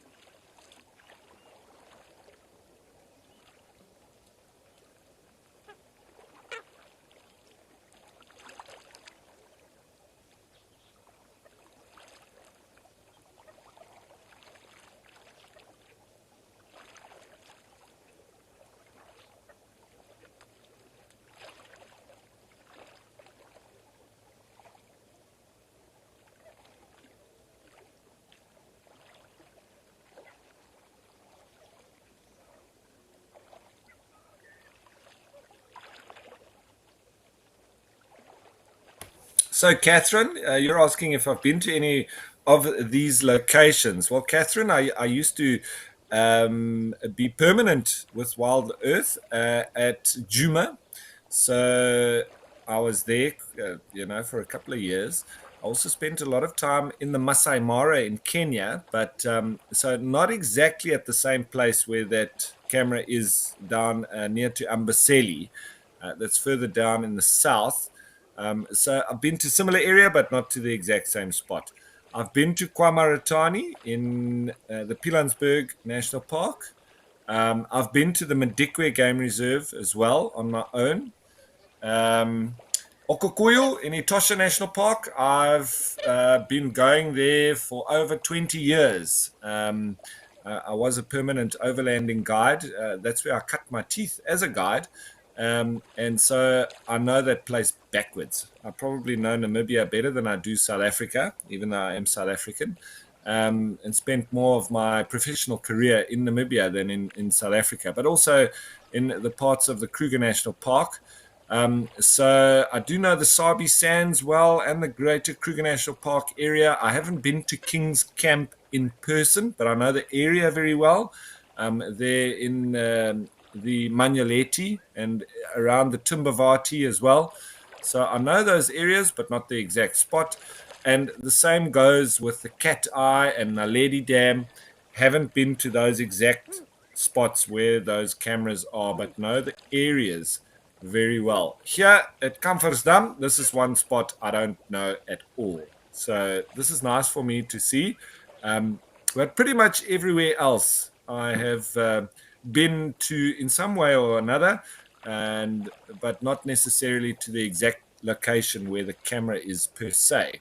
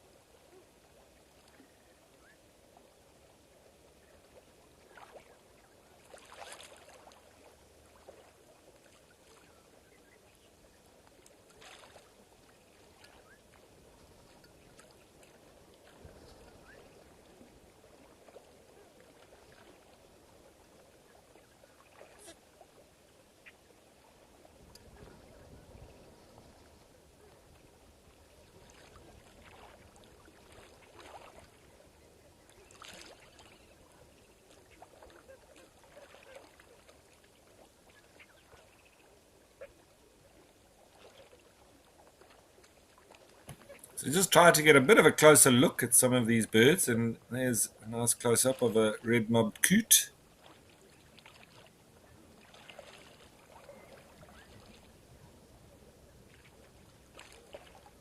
Quite a few of them here.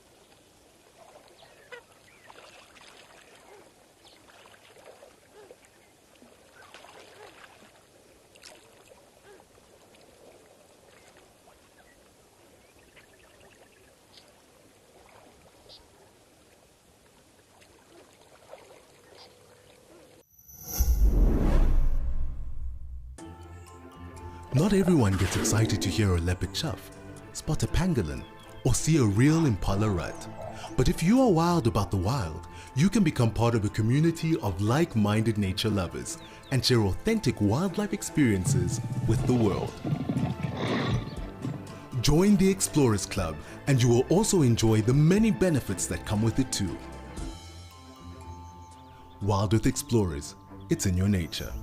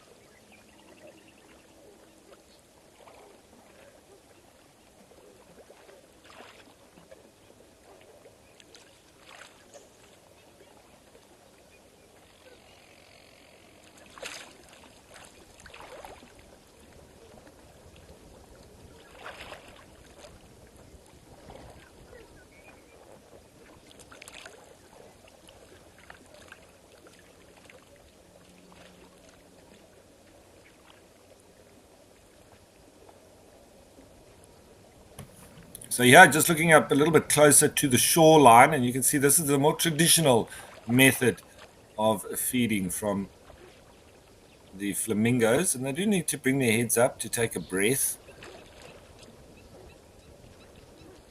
They filter feed under the water, obviously having taken a breath, and then eventually need to lift their head up again to get more oxygen.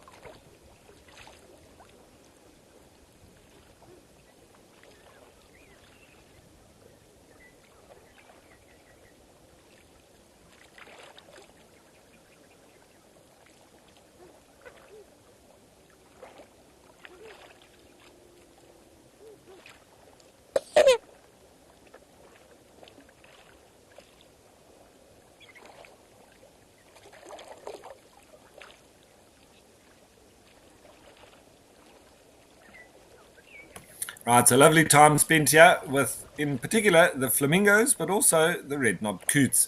Now, I think it's time to head back to Madikwe Game Reserve, and this time, Jamala.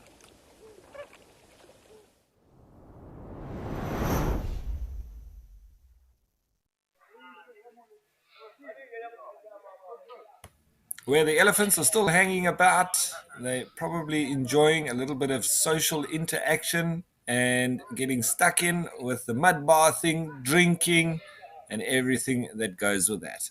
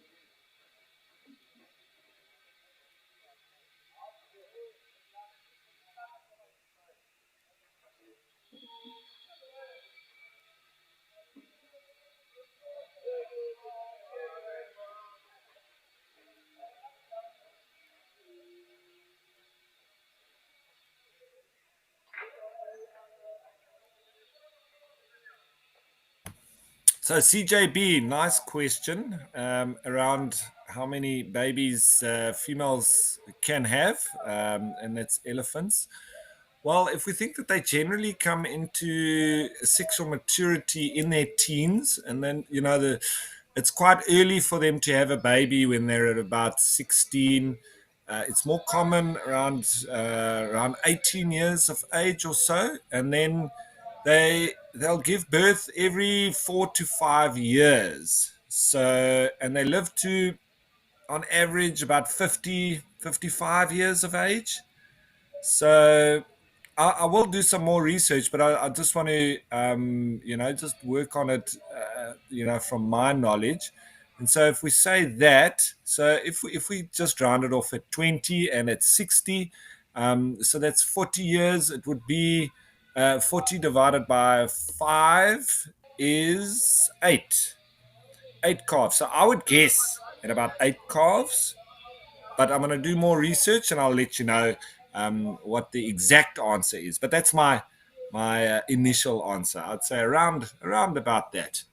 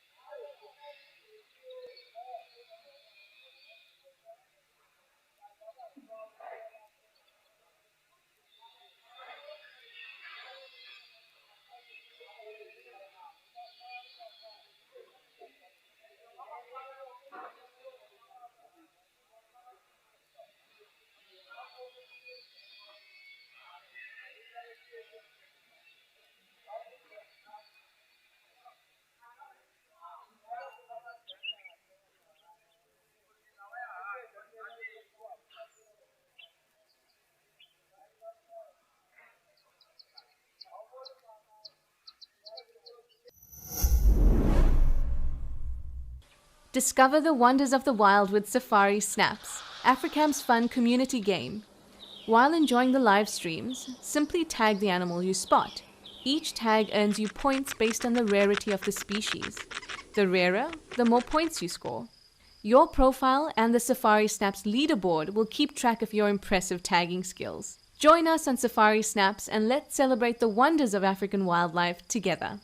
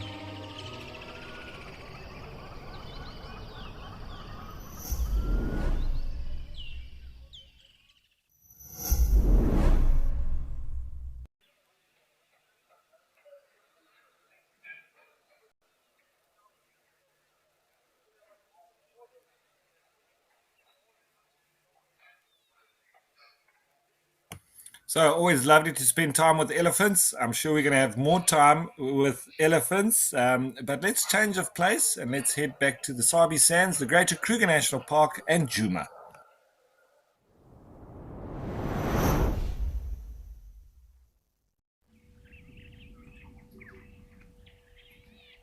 Well, we've got another huge animal. I hope it's alive. It is a hippopotamus amphibious who live in the water, but this one lying very still. I hope it is not lying dead. They can sometimes seem like that. Anyway, there have been a number of resident hippos in this waterhole, and Dewey, there's a big bull that's been commandeering this particular spot. I don't know who this is. We'd have to wait until it shows its face.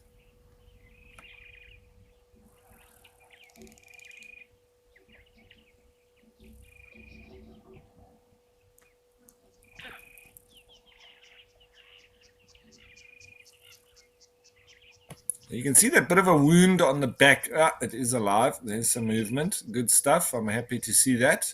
A bit of a wound there on the back. That would be something that the oxpeckers will also try to maintain because they'll be able to drink the blood from that. And this is the times when they will become parasitic. Normally, those kind of wounds would be inflicted by other hippopotamuses.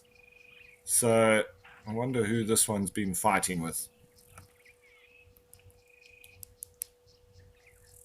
Now, hippos can be a little bit like lions in the middle of the day. They're just sleeping. But hello, you. It does look like a bull.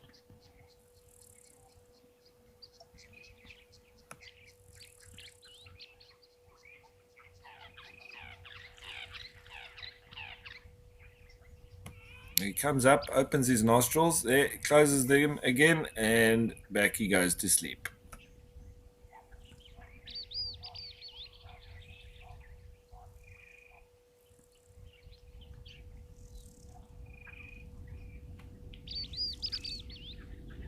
Imagine having to do that, sleeping, holding your breath, and then having to wake up every time you want to take a breath and then go back to sleeping again underwater. It's quite a weird concept.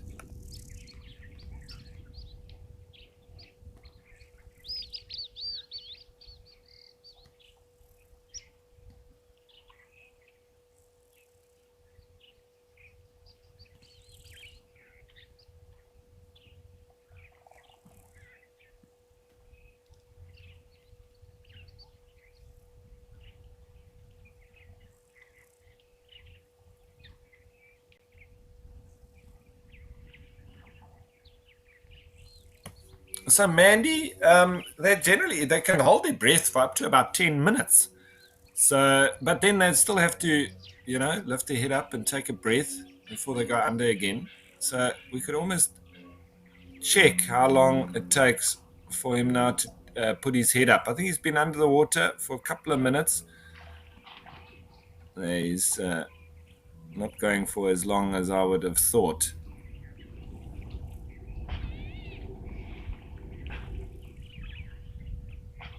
But you can see there the nostrils opening now, taking deep breaths, and then down he goes again.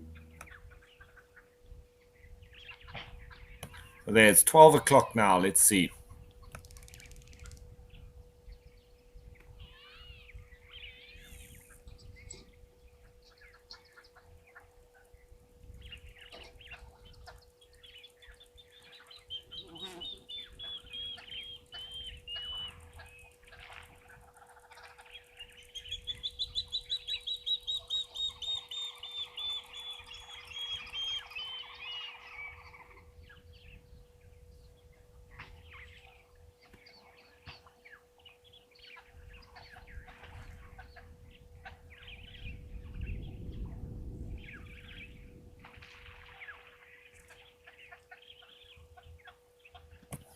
It is impressive, though, regardless, the length of time that they can hold their breaths.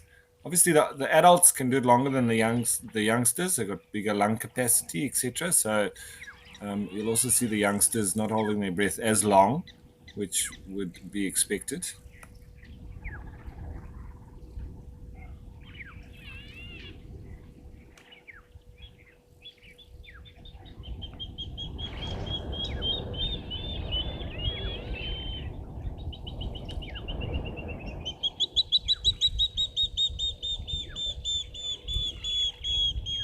Yeah, the thick knees calling in the background.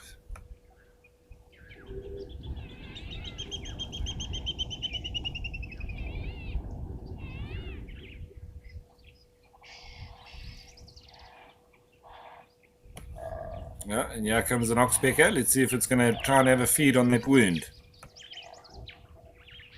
Or if it's just going to use it for a convenient drinking spot.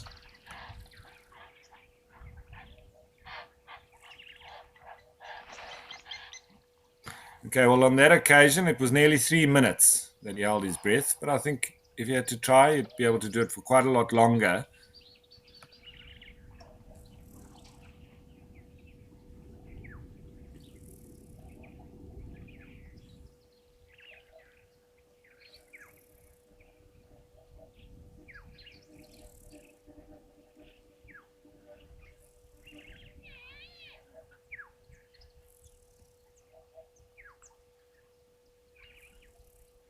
Okay, so I said up to about 10 minutes. I was a little bit over uh, eager on that one. They say up to about 5. Now you can see how this bull is getting irritated with that oxpecker going for that wound. He didn't like that. It's obviously hurts. And you can see he's getting irritated now.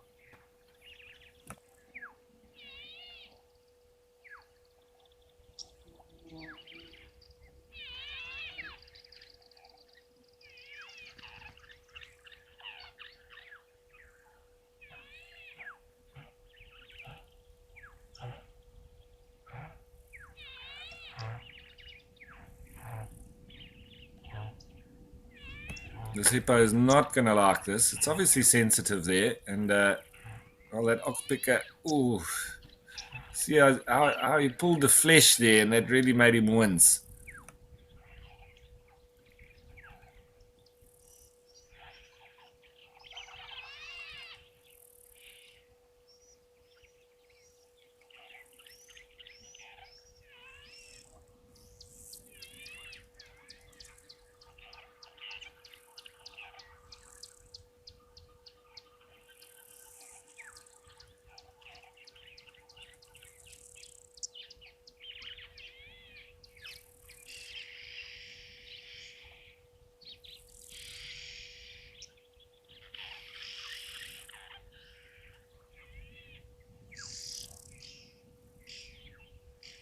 And off he goes. Hopefully to leave this hippo to sleep a little bit easier. Can't imagine that would have been nice.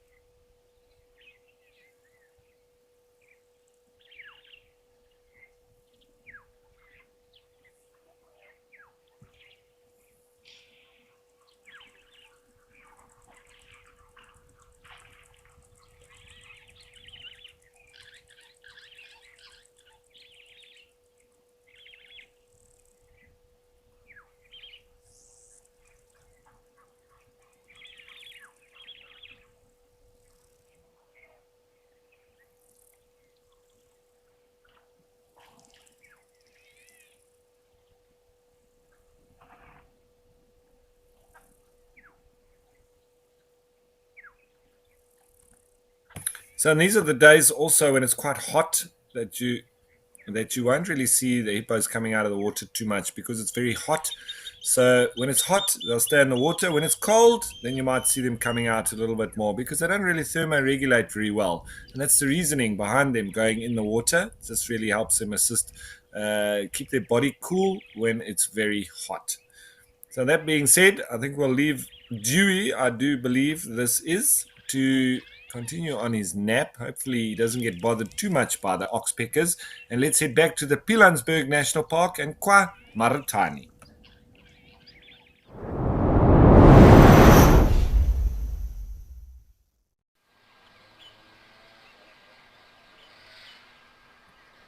Where we have a grey heron. Is it a grey heron?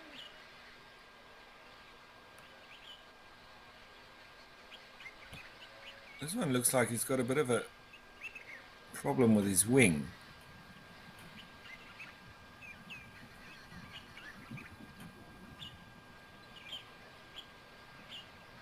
I wonder if that's damaged or if he's just holding it like that.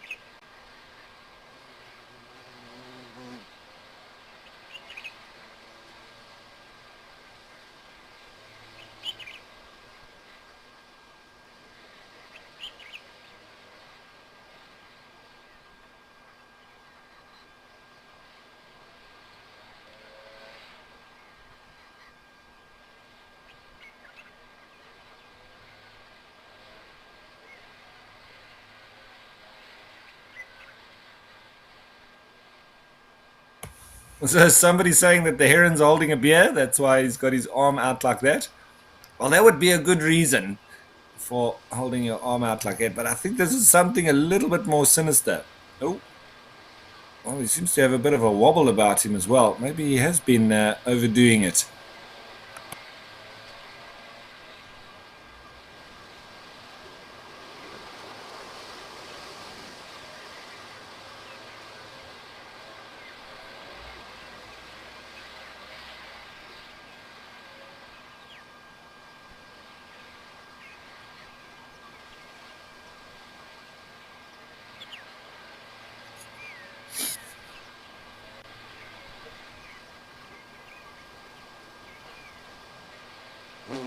I don't know if this heron is very well.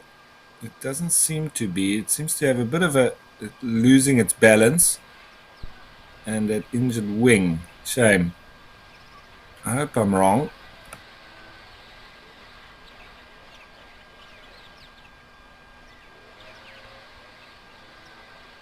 No, looks like he's spotted something maybe he's going to go for. But there definitely is something wrong with that wing, I think.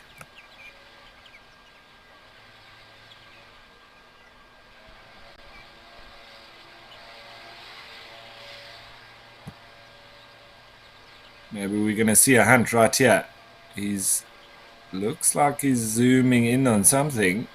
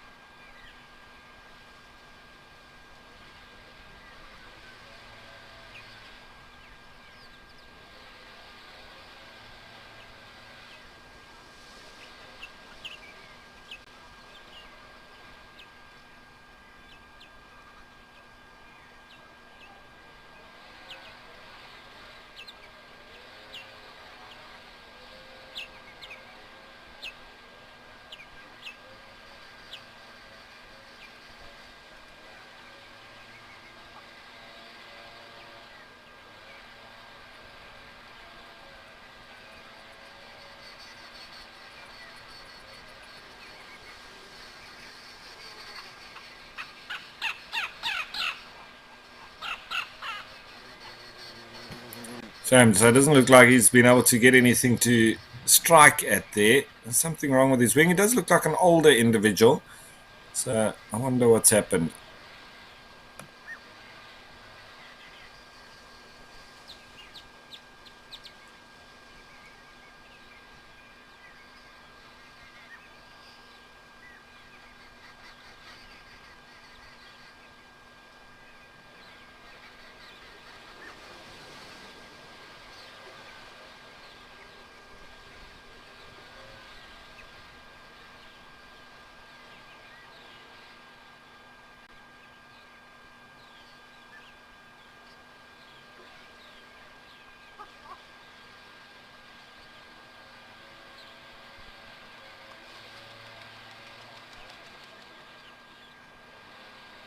I think whatever's happened to this bird, it's an old injury. It almost looks like it's been broken, and then it's reattached, but in a broken position.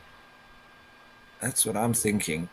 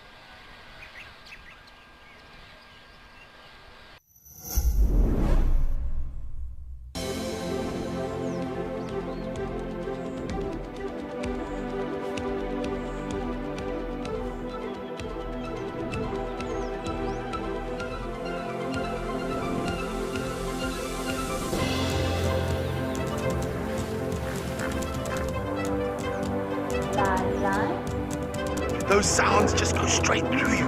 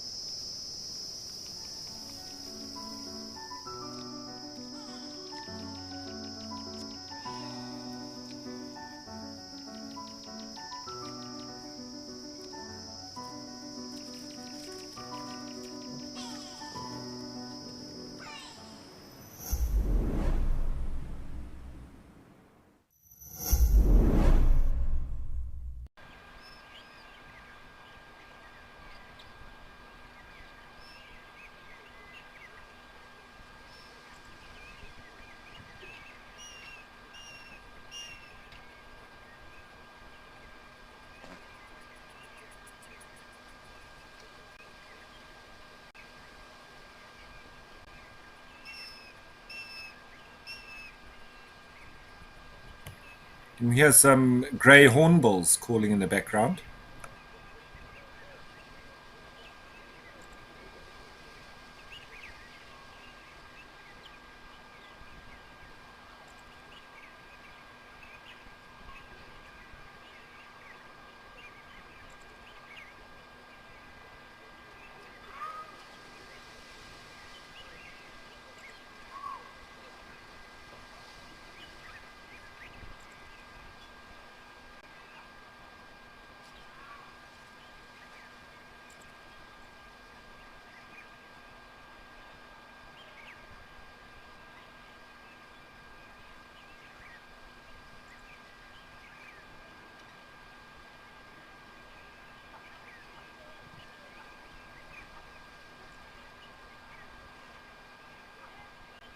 Alrighty, now that this heron's disappeared behind the brush here, well, I think we'll leave him in peace. Hopefully he comes right with a fish shortly.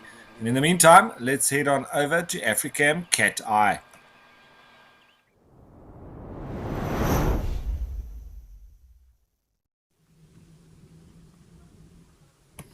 Where we've got our yoga terrapins striking a new pose. No, just above. Seemingly, I think maybe Impala coming in to drink. Which cartoon character does this guy look like? There's some cartoon character. I don't know if it's on Kung Fu Panda or somewhere there that this guy looks exactly like. I just can't put my finger on it.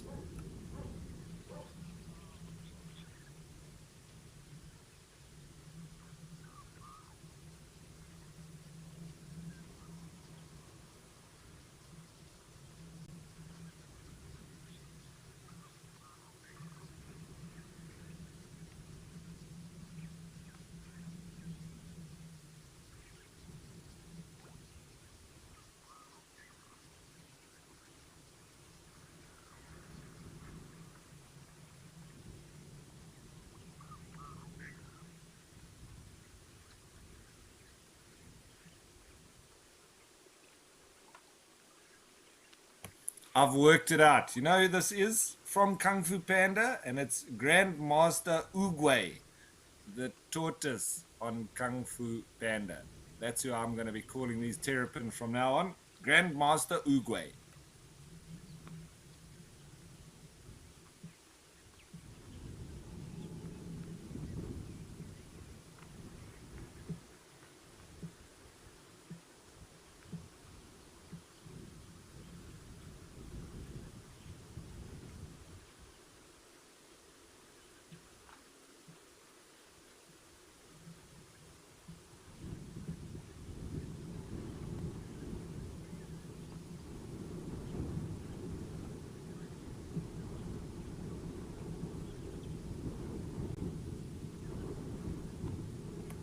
So I think this one is warmed up quite nicely now. Maybe he's going to be going for a little bit of food.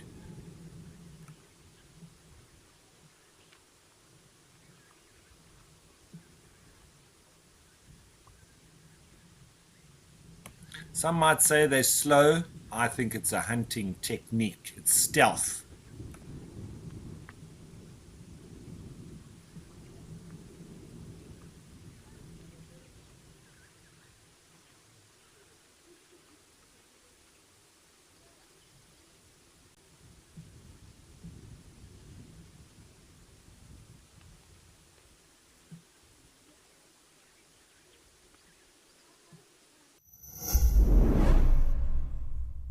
Do you love relaxing at a waterhole with the sights and sounds of Africa all around you?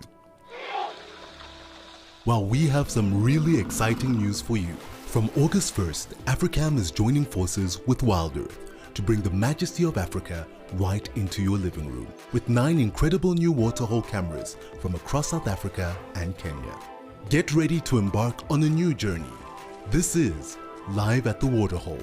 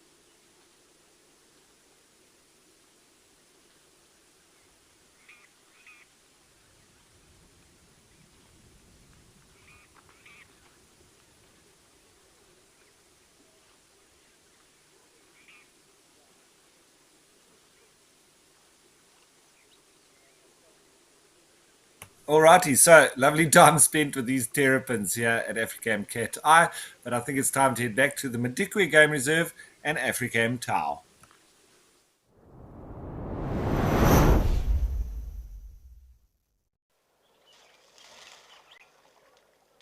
where we've got the March of the Elephants. What a wonderful sight this is.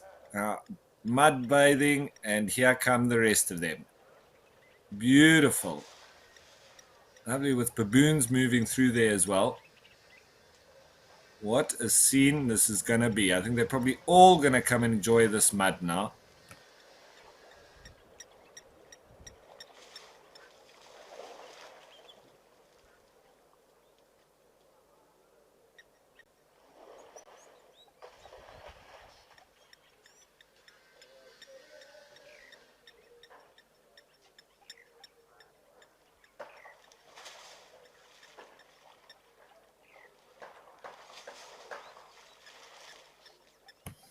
So there was the question earlier on how many how many babies female elephants can have in their lifetime, and I just found a little excerpt on elephant voices because I mentioned that I thought 8 or so would probably be a good average number, and an excerpt from Elephant Voices said that age affects female reproductive success. Elephants mature slowly and have a long reproductive lifetime. Female elephants give birth to single calves, although twins have been recorded at approximately 4 to 5 year intervals. So I was right there. And have been documented with up to 12 offspring per lifetime, though that number is rare. So I think our sort of guesstimate around 8 would be very reasonable and not far off. The age of first birth varies across populations and from individual to individual, ranging from as young as 7 to as old as 22 years. Most females give birth for the first time between 14 and 15 years old in African elephants, and slightly later for Asian elephants. So fecundity is fairly constant between the ages of 16 and 40, and then declines slightly, though females over 60 can still give birth. Interesting to note that most females in the Amboseli population have given birth to their first offspring by the age of 15. The majority of 50-year-old females in the Amboseli population still reproduce, and there have been several births to females over 60 years old. Despite their long reproductive life, each female produces relatively few offspring in her lifetime. Although females as young as 7 to 10 years may give birth, calves born to these very young mothers have a significantly lower chance of surviving their first year than calves born to older mothers. And younger mothers are less experienced in calf care, and they are themselves then still growing. So it makes sense that they also say then, elephants have allo carers, so there will be females within the group that will assist, especially the younger females. And the younger the females are that give birth, the more of these sort of aunties or carers that are assigned to them and that help them and assist them in bringing up the young, especially in that first year of life. And I've even seen on a game reserve in the Eastern Cape where one was struggling so much that the matriarch actually, she started to lactate, and the little baby drank from her up until just over a year of age, when the mother of the calf actually then took over the responsibility once more. So it just goes to show that elephants are adaptable. They're not all the same. Each individual is different. And unique in different geographical locations as well, whether it be in Asia or in Africa, and the changes from East Africa to Southern Africa, etc. So it's always different. But what a way to end the show. These guys are really putting on a show for the end of the show. So I hope you've all enjoyed today, and we will welcome you back tomorrow. Of course, we'll be back here at 9:30 to 12:30. And hopefully, I'm sure we'll be seeing lots more elephants again. So that's it from me for now, folks. We'll see you again then. Cheers.